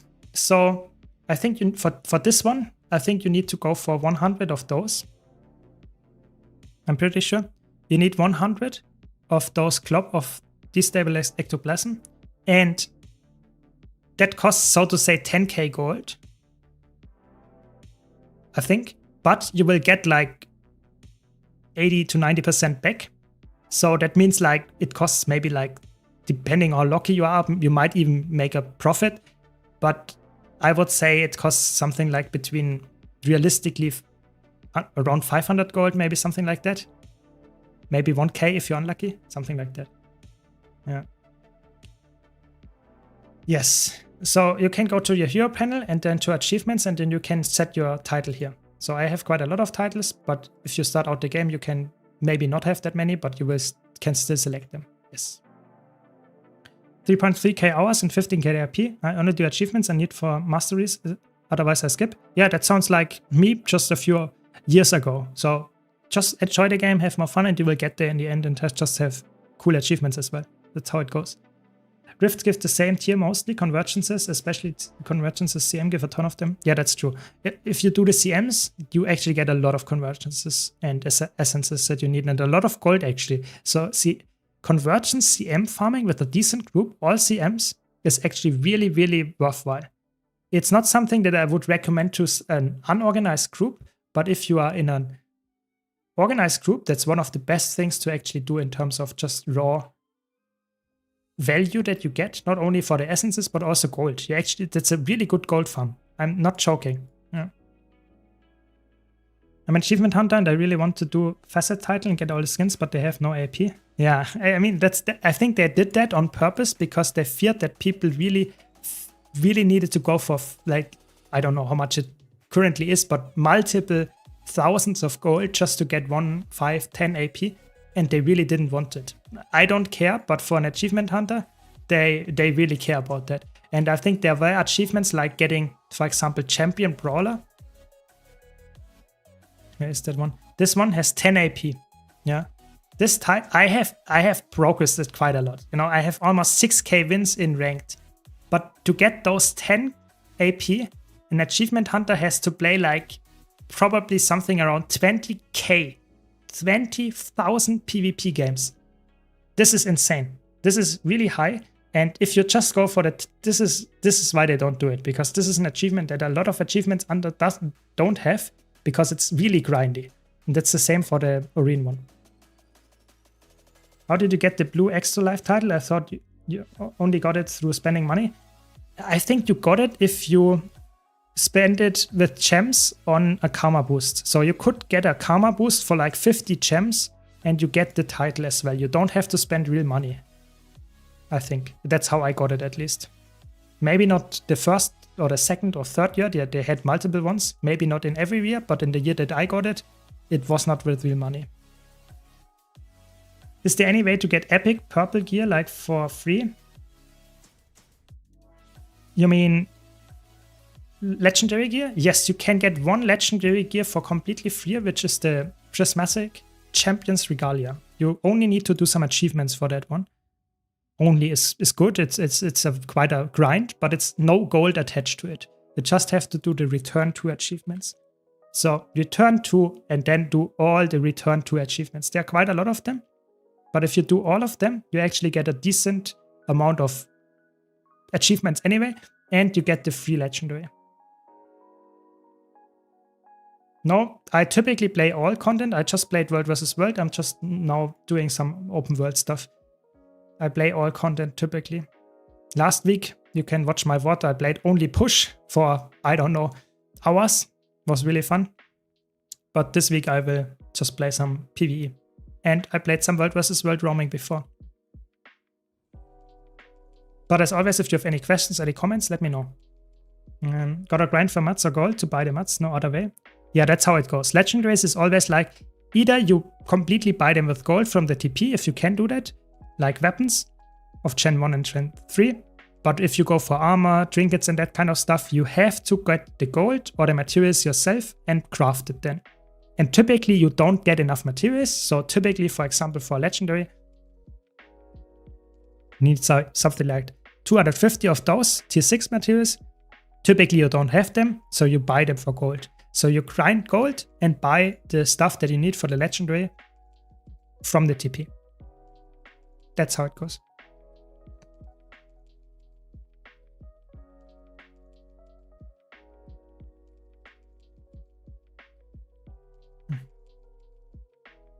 Seasons of the Dragons gives 100 AP, a 32 slot bag and the Regalia. 10k PvP kill. PvP kills gives 10 AP. I mean, the 10k PvP kills is not that bad. The 10k PvP wins, that's the harder one. It gives 10k PvP wins, like 20k matches played or something with a 50% win rate. If you get a match without queuing and the match takes 10 minutes, that means you get 6 games per, what's it called? 6 games per hour, if you're lucky. And that means you need over 3.3k hours if you are perfectly executing everything and winning the half of it. Is that correct? No, winning. Yeah, winning half of it, exactly. So it's quite a grind for 10k AP, for 10 AP. Are there any estimates on how many players Guild Wars 2 have? Sadly, we don't know.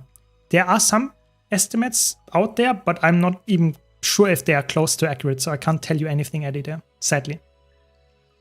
Generation 2 legendaries are more special because you craft them. Exactly. You can't buy them, so they are more special, but somewhat also more annoying because you have to craft a lot of the stuff yourself. But they also, some of them have some nice achievements or collections attached to them. I like that. That's some kind of really cool hunt. So for example, Chuka and Tambawot, you have to do some kind of interesting collecting your tigers and bringing them, raising them. I think that's really interesting, but it's not for everyone. Some people hate that, so just want to buy them. I guess that's fair.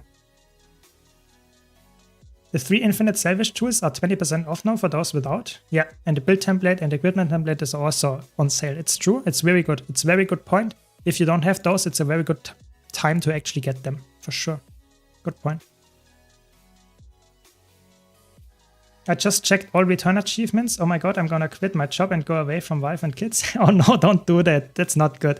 But it's a grind, and it's a fun one at that, I would say, because you actually get to experience all the maps and you get a free legendary. So it's just a win-win situation. I think that's one of the best things they ever did for the game, giving us a free legendary for engaging in the game. Perfect.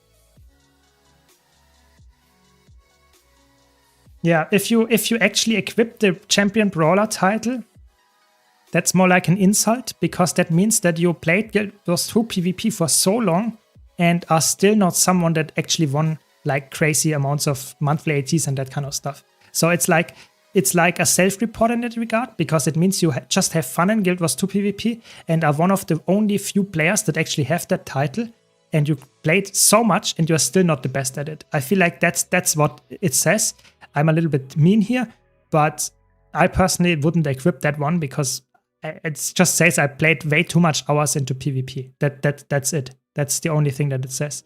I think most of the titles in Guild Wars 2 do that, but at least the killing Saros CM, LCM titles are more like, okay, you actually did something or you bought something, but in the end it's still something that is more prestigious.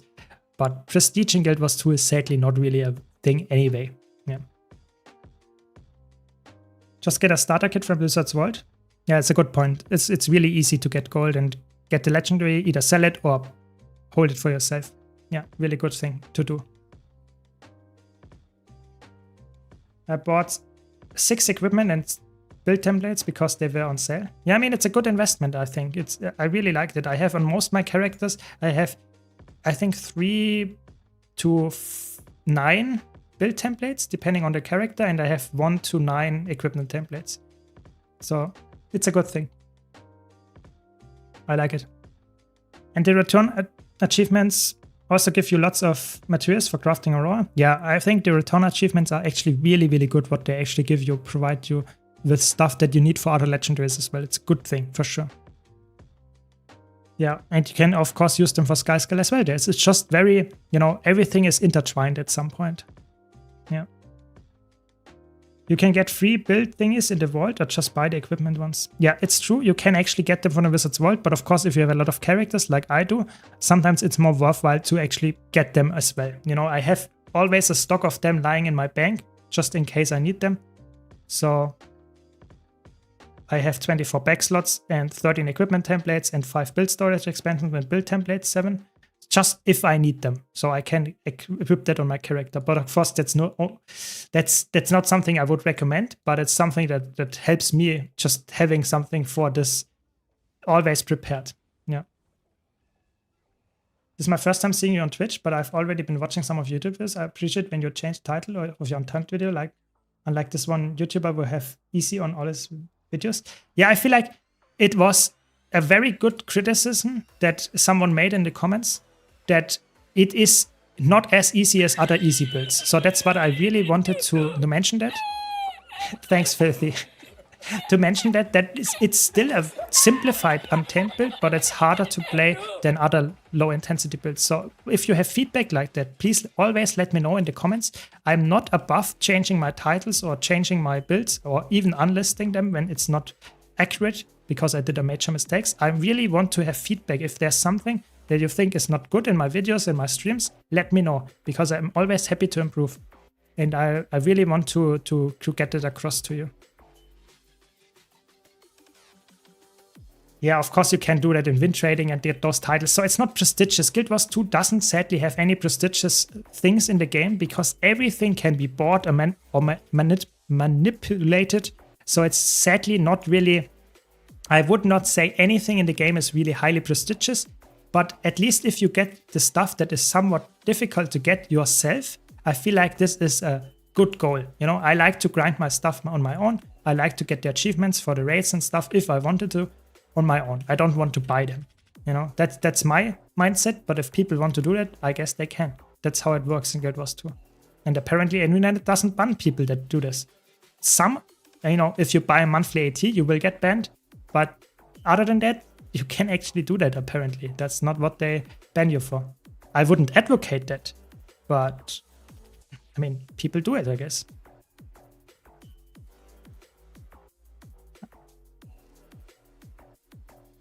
Yeah, I mean, the Wizard's Vault is obviously very nice. You can just stock up on those and get this every time it resets. But it's obviously, if you play a lot of characters, not enough for most people. So, yeah, I would still recommend going for those always, because they're obviously one of the most valuable things in the Wizard's Vault. That there is the equipment templates, especially, I would say. Build templates, you can actually get around it. You don't really need that because you have the paste feature. So you can say, copy and paste. So for example, there is some tool here, Builds Manager, and you can just manage all your builds. I don't use it, but you could do that. I just have it here and manage the whole thing with filters and specializations and everything and set it up and have like 100 of build templates and just always paste it and copy paste it, and you can easily equip it and you can use 1 or 2 of those build templates only. The only thing that's really good is equipment templates, of course, so you don't have to swap your gear around all the time. Thanks, Wild, for the Prime. Really appreciate it. Thanks for your support. And for the follow. Really nice of you. See you later, Echo Fox. Or tomorrow, I guess. See you around. Yeah, exactly. Yeah. Hack W. Very good. Very good. Sometimes you have just to unload it. Yeah. That's how it is. Yeah. Yeah, glad you like my content. Glad you like it. Yeah, the cat. Yeah, if you want to see the cat, Melissa, you know, there have to be more subs, I guess. No, I'm joking. I mean, I'm always happy if you support me, but I'm currently not in the need of it. So I'm always making content, even if you don't sub. So don't worry. But I'm always appreciating it. So just wanted to mention that. Yeah. Maybe maybe I have to do some kind of gifting sub or something like that where the fish pops up, you know, that it's really, you know, you have to work for the fish, Filthy, you know, that the fish only pops up if you really do something crazy like gifting a sub or something. So it's not always the fish because it has to be something special, you know. Maybe we have to do something like that. Yeah. At least there's some happy environment and atmosphere here while we do the Auric basing meta event that I did for, I don't know, 500 times already. So there's that, I guess. And maybe we get an infusion today, you know, could be. Then we can give it away next stream. I'm always waiting for the infusion drops so I can give it away. That would be amazing. I told you, every infusion that I get on stream, I will give away. That's how it goes. That's how we do it. It's not very likely. I didn't get an infusion in the game yet, but maybe. Have you ever had Chuck infusion? I didn't get any infusion drops.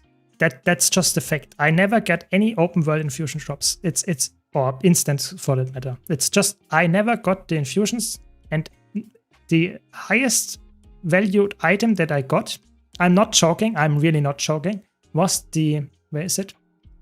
Krothma Valley, yeah.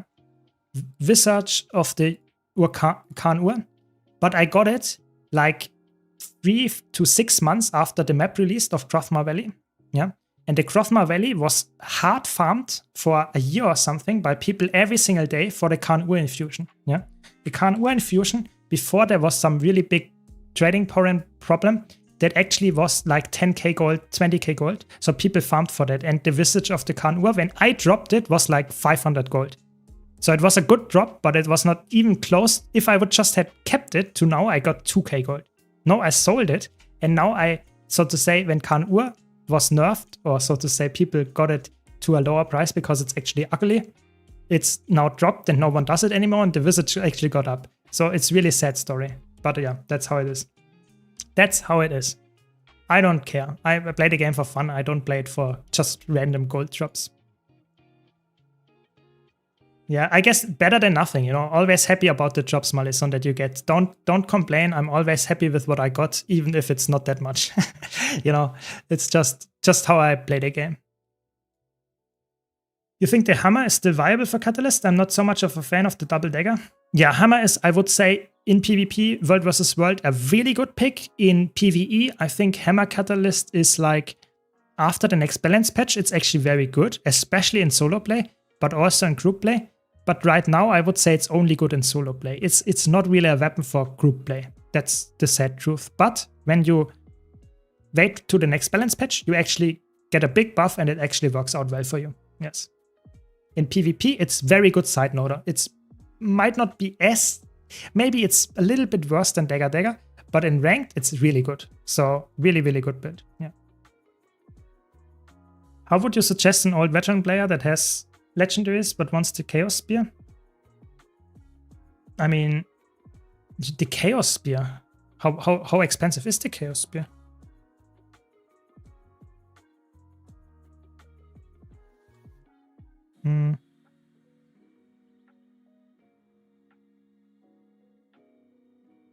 Holy shit, it actually, holy shit, why is it so expensive? I have it, of course, for whatever reason. What? Why is it so expensive? It's insane. Crazy. Lol. Why is it so expensive? Yeah, then I guess you just have to save your money, I guess. I mean, there is no way to, you can drop it if you're really lucky. You know, if you're a gambling man, you can go for the, how is it called? What is it called? Vintage. You can go for those vintage blackline boxes because they have a chance to actually give it. There is somewhere, there is the Chaos Spear. Yeah, it is in there. You can drop it if you're lucky, but you know, it's not guaranteed and it costs 50 gold to gamble each time. So just save it, I guess. Save money and you will get there, I guess, at some point. I have talked about Electric Vindicator and I think it will be really good. It will be an S tier build in my opinion after the balance patch. But I will do a build guide about it for sure, don't worry. Yeah, it's actually crazy that it's so expensive. Maybe I should equip that one just to showcase that I have it, but I don't know. I don't really care that much. It's actually crazy that it's so expensive. And I'm even more surprised that I even have it. You know, it's like, oh, I guess I have that skin even though I never used it before. Yeah. I mean, I should use it, but I personally think the Chaos weapons are nice, but they don't suit every character. I think if they would be dyeable, they would be 10 times better. You know, if I had some kind of red flare around it, then I would use it on my Elementalist. If I could dye it in a pink flare, I would use it on my Mesmer. That would be the absolute best weapons in the game. I'm not joking. I would use them on every character if I could dye them, but you can't. So it feels like it's a Guardian weapon maybe. And on other classes, maybe, depending on the look, but it's not for every class, in my opinion. The Tormented Trident is also that bad?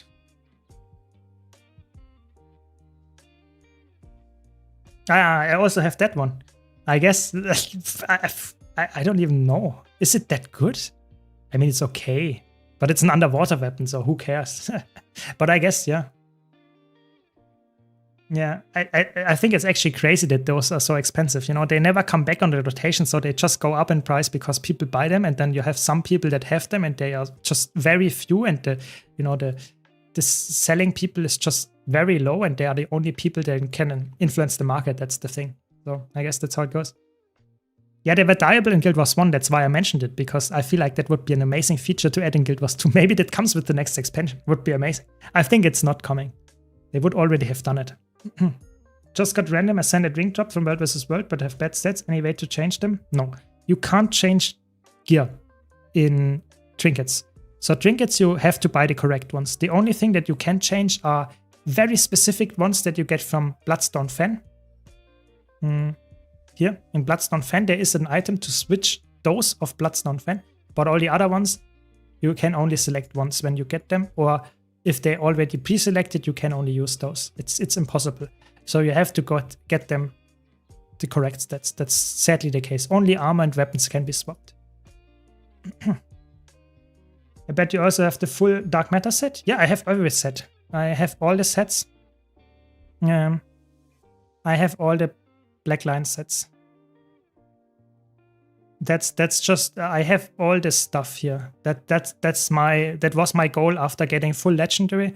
I was going for full wardrobe, and I have a lot of wardrobe stuff because I have the guaranteed wardrobe unlocks stuff completely. It doesn't unlock anything anymore for me. That was my goal. Nothing unlocks for me anymore from the guaranteed wardrobe unlocker. Yeah, Fashion Wars is the true endgame. That's true. I don't engage with it. I'm just buying all the skins. You know, that's the only thing. I don't actually get the skins or equip them, but I buy them. That's how I go about the game. I crafted a beautiful trident from the Mystic Forge. It's gorgeous. Can't remember the name of it. Yeah, it's sad. Otherwise, you would have shared. I would like to see that one. Sounds like a really good one. Sadly, trident can't be used on land, so I will never see it. You know, I don't play underwater content. That's just sad truth here. How much is your account worth at Guild Wars 2 efficiency? It's 1 million. It's slightly above 1 million. Yes, that's my account value. Really, Dark Matter is the second most expensive one. I guess that makes sense. It's a nice set, so I guess that makes sense. I don't have that much CC. Should have equipped Lightning Hammer. Maybe I can get out of combat. Pink and shiny. That sounds like a good one. I would like that one. Do you think the next expansion will have Trident on land? I really doubt it. I think if they would do that, that would be amazing for me as a content creator, because I could have a lot of new builds. But I feel like the power creep is already there with Spear. And I personally think if they would increase that as well with the other stuff, I'm not sure if that's a smart choice. I'm really not. Maybe. But I feel like they said they will do something different with this expansion. So I think it will not be... Oh, come on. It will probably not be the new weapon. I think it might be new traits or something like that, maybe. But I would really like to see a trident, don't get me wrong. But I feel like there are not that many niches left for weapons to actually fill, you know? If you think about it, what weapons you actually want to need, what are good in terms of... Oh my god, that was close. Yeah, I don't think so. Maybe, but I don't think so. Do I make a lot of money just running meta events or open world stuff? And if so, is there a rotation I can run? So you can do a meta event train. That is decent. So you get typically something between 20 and 40 gold per hour. So it's okay, but it's not like absolutely insane. It's one of the decent 24-hour farms that you can do, but it's not like absolutely crazy. Fractals and just fishing, for example, gives you more gold. Even running dungeons gives you more gold. It's a decent gold farm, don't get me wrong, if you enjoy it, but it's not the most insane gold power value that you can get. I think Spear only happened because Guild Wars 1 also have the land spear.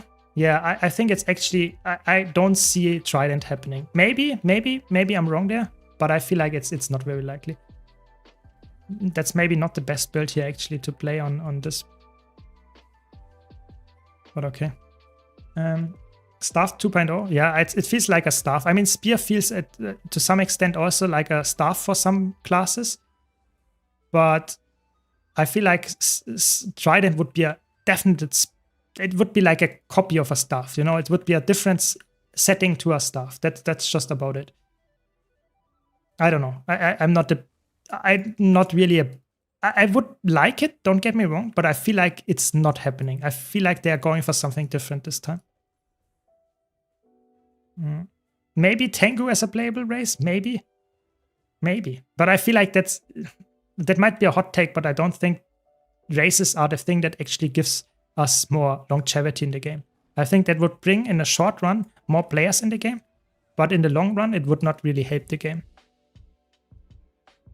Maybe you're right, Filthy. Maybe rival to Guardian, maybe. But I feel like I said, there is not that much design space left for new weapons on a new class. It would fill the same space that already existed, and it would just compete with something that is filling the similar role. Yeah, chill content is quite good, you know. Like I said, just farming those meta events, you actually get decent amount of gold power, and it's very chill. I mean, the most chill content farming 24/7 is, in my opinion, fishing. It's very worthwhile to do so, but it's obviously not for everyone. Spear Elementalist is what reworked Staff Elementalist should have been. Yeah, I agree. I totally agree. I think that's the thing. If you would just include and give us Trident, I think it's very unlikely that it will be completely different than Spear or Staff, in my opinion. It's probably quite similar, so I don't see it. I'd like open world infusions for those of us that don't do world versus world. Yeah, that would be cool. I agree. Ah, it's called Mirage. Okay, yeah, I see that one. It's like the purpley glowing one that looks like all the purpley glowing ones, like the sword, like the great sword and that kind of stuff. Yeah, I like those ones. They are really good. Really basic, just have the purple glow. Those are good, yeah. Ranger Spear has that problem already, another power melee weapon. Exactly. At least it has the ranged order tech in there, but I feel like it's competing against the offhand axe, against the hammer, even against the longbow to some extent. It feels like there are so many weapons that cover a similar role that if you would add another one, it would probably either be power crept to make it useful, or you would not use it, and that's a bad thing. So I think they will not include new weapons. Maybe new traits, maybe new skills, but it's, in my opinion, not very likely that we get a new weapon to any class. Yeah. I still want a two-handed Condi weapon for Mesmer. I wanted Spear to be it, but seems like I have to wait for Hammer. I feel like Staff should be that. I think Staff should be that. With Mirage, it's actually a two-handed Condi weapon. But I agree, it feels too slow for that, or too supporty. But I guess that's what they are going for. What's your favorite Spear skin and your favorite Black Lion set?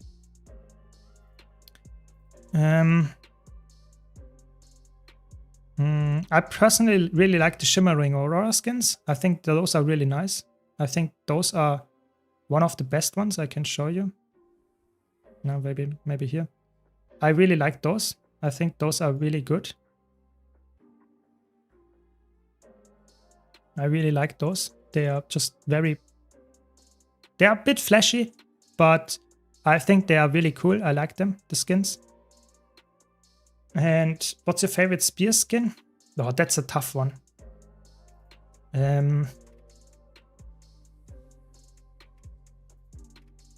I think it depends on the class. It depends on the class. I think I like the... what's the favorite one? I think the legendary one is actually quite nice. I don't like the spears following me, but I feel like the basic skin is actually quite down my alley. You know, it's what I would actually equip personally. Yeah, probably the spear. Yeah, the claw one, claw Bjarn from Chanterwalds. Yeah. No, I use the lightning hammer just to push the thingy. Typically, I would use this relentless fire skill. Lightning hammer was just for the push, then the knockback for the south bomb.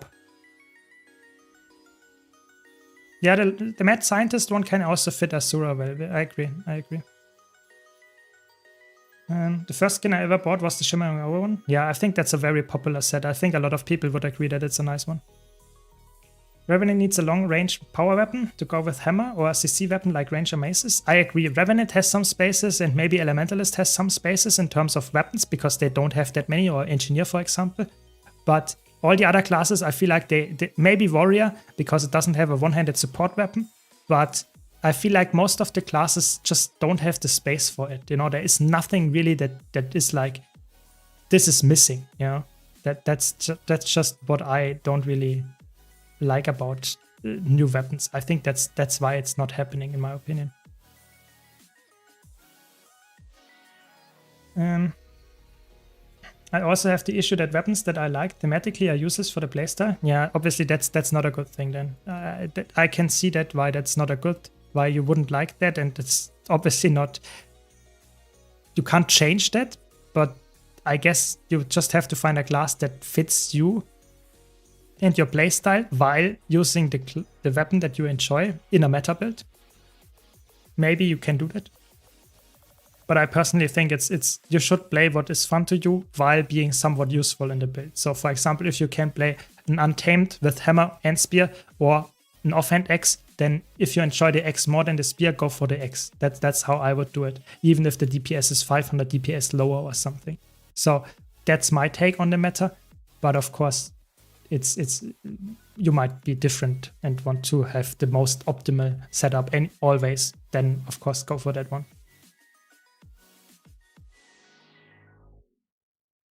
A long-range wizard would be perfect for elite spec legends. For Revenant, it would be focused on damage from long-range damage and support like Virtuoso. Maybe. They could make yeah, I feel like the problem is what kind of elite spec would support that, because Glint is like a support spec that is from melee support, and all the others don't really support that well. Maybe Alliance Stance. I feel like it's really tough for regarding weapons for Revenant to make it in a worthwhile build. I feel like Scepter has that to some extent already. Is it not some kind of support weapon? It's tough. I never understood why they gave X to Firebend instead of Spear or Dagger. I mean, I have to agree that I think the Guardian weapon choices might not always seem like the most logical ones, but you know, that's just, they decided to do that. That's how they balanced it. I will not judge that. You know, that's just how it goes.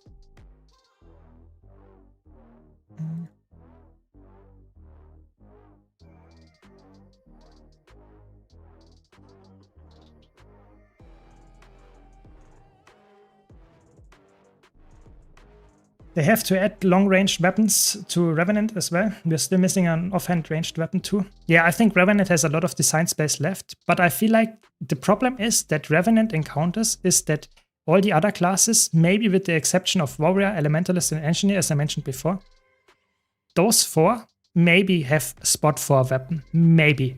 But all the other five, they are completely crowded. There is nothing there that actually needs to be done. So I feel like if they would add a weapon, they would add a weapon to every class. And that means then in the end that there are 5 classes that are completely crowded and 4 classes that somewhat have a spot for it.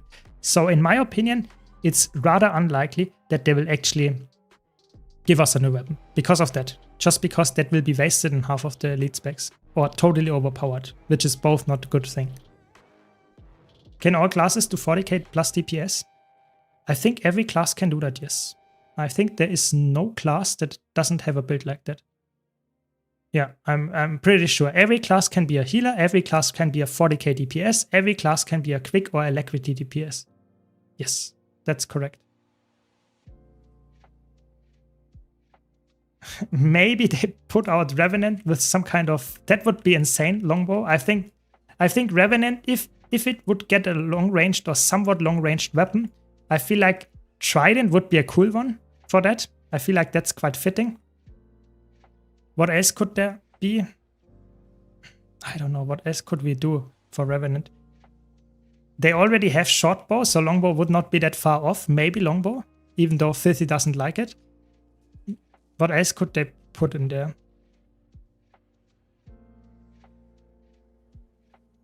I mean, they don't have a main hand X. They could use a main hand X like a ranged weapon. We don't have that in the game yet, so maybe they could make something like that because they're completely crazy with Mesmer, for example. Greatsword is a ranged weapon. They could do that for Revenant, make the X a melee weapon. I could see that. Pistols would be pretty dope on Rev. Maybe pistols, yeah. I feel like pistols could be fitting, but I feel like at the same time Revenant is more magical as doesn't use rival and pistol and stuff, maybe. I'm not sure. It's interesting. Longbow focus dagger. Yeah, dagger could be. Dagger, but we already have dagger on Virtuoso, something like that. I don't know. Longbow Mesmer is actually melee Condi. Main Condi is Confusion, obviously. That would be cool. I would like that. That sounds really interesting. A melee longbow. No class has that yet. That's really cool. Maybe they give us new class completely with one new elite spec, like they did when they introduced Revenant. They could do that, but I feel like it's very unlikely. Like I said before, I think giving us a new class is so much more work and very unlikely that they actually make that happen because it's horrible to balance. So maybe, but I doubt it. 1200 range dagger would be so cool. I agree. That sounds really cool. Scepter, yeah, also cool. I mean, Scepter is already existing, you know, but maybe offhand Scepter for Revenant, maybe. Do you think I should work on my homestead? I'm currently 0 progress on it since the game will be done in 2 expansion. Not sure if I should spend the time and money on it. I mean, so first of all, this is not something that is confirmed. It's just my take that the game is somewhat slowly decreasing the amount of content they put out because they're currently working on another project. That's quite surely the case. That's my take on it. So please take that with a grain of salt. Don't say I don't play the game anymore because Surma said it's not living for the next 5 years. That's just straight up wrong. I think Guild Wars 2 will be alive for the next 10 years. I'm not joking. I think it will be running for the next 10 years. That's my take. And I personally think if you enjoy the game, invest time and even money in it. If you do that, if you enjoy it. I personally don't engage with the homestead at all, so I'm the wrong person to ask it. I have no interest in doing some kind of house building. I don't care about that. But if you do, if you enjoy it, it's very worthwhile. There's a lot of stuff. We actually get more quality of life with the next update because we get, I think, doubling or at least giving us 250, 500 more of decoration limit in homesteads. And we get a new background there. So they actually push out more content and quality of life for it. So don't worry. I mean, as a new player in PvP, I would always recommend just to stick to one class, have fun with it, try to improve at it, maybe watch some streamers, some YouTube guides and stuff that play the class to just get better at it, but just have fun, train and get better. Just don't give up. That's my take. But I have some guides on my YouTube channel. You can look for them and also have some commentaries that explains for multiple classes.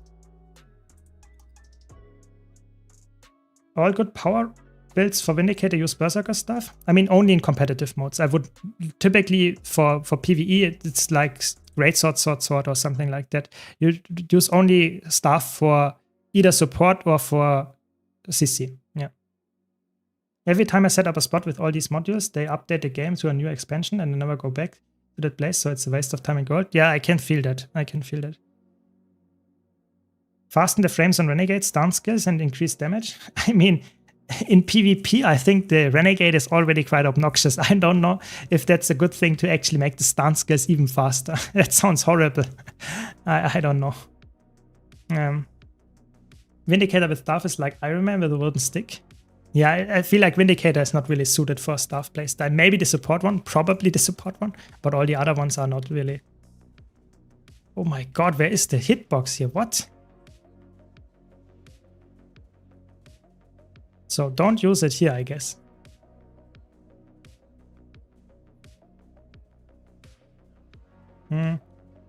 Don't use staff for damage, only for CC. Exactly. The CC on staff is insane. That's really good. But if you play a power Vindicator, you typically want to use every single weapon that is there for DPS. So you would probably use just staff as a CC, and that would be a huge damage loss. So I personally think it's very likely that you will typically use Great Sword, and not the staff. I think it's really unlikely. Maybe in the support Vindicator build that comes up next balance patch, it's probably staff in there, staff scepter, I see, something like that. But other than that, no, I don't think staff is that good.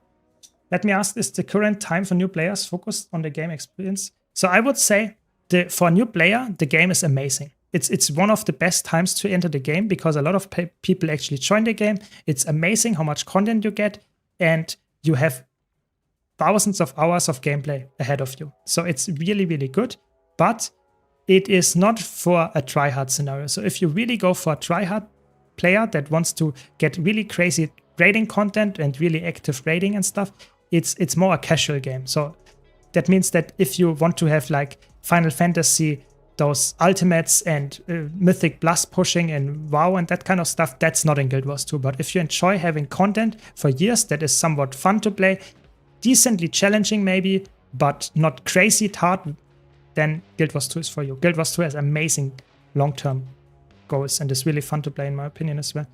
And it's probably the best game when it comes to PvP, if you want to play it for that. Even though the PvP scene is not that alive for that matter.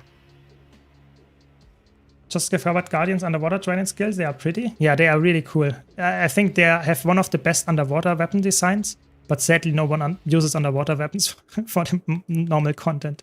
So yeah, that's just how it goes, I guess. Nice weapon skills, no one uses them. That's very sad. Yeah, and I think that was the last thing that I wanted to do for the day. I hope you enjoyed today's stream. It's already late. I have to go to bed now. Thanks a lot for watching. It was really fun. And thanks for all the follows and the subs. Really appreciate your support. Be sure to check out my YouTube channel if you haven't already. I have a lot of content there, a lot of nice guides and just fun, entertaining stuff, I hope. And I wish you a very good night, at least if you are in EU. If you're in an A, have a nice day. See you around. Wait, wave. Someone wave to me. There we go. Wave back. See you around. Thanks a lot for watching and hope to see you tomorrow. See you around. See you around.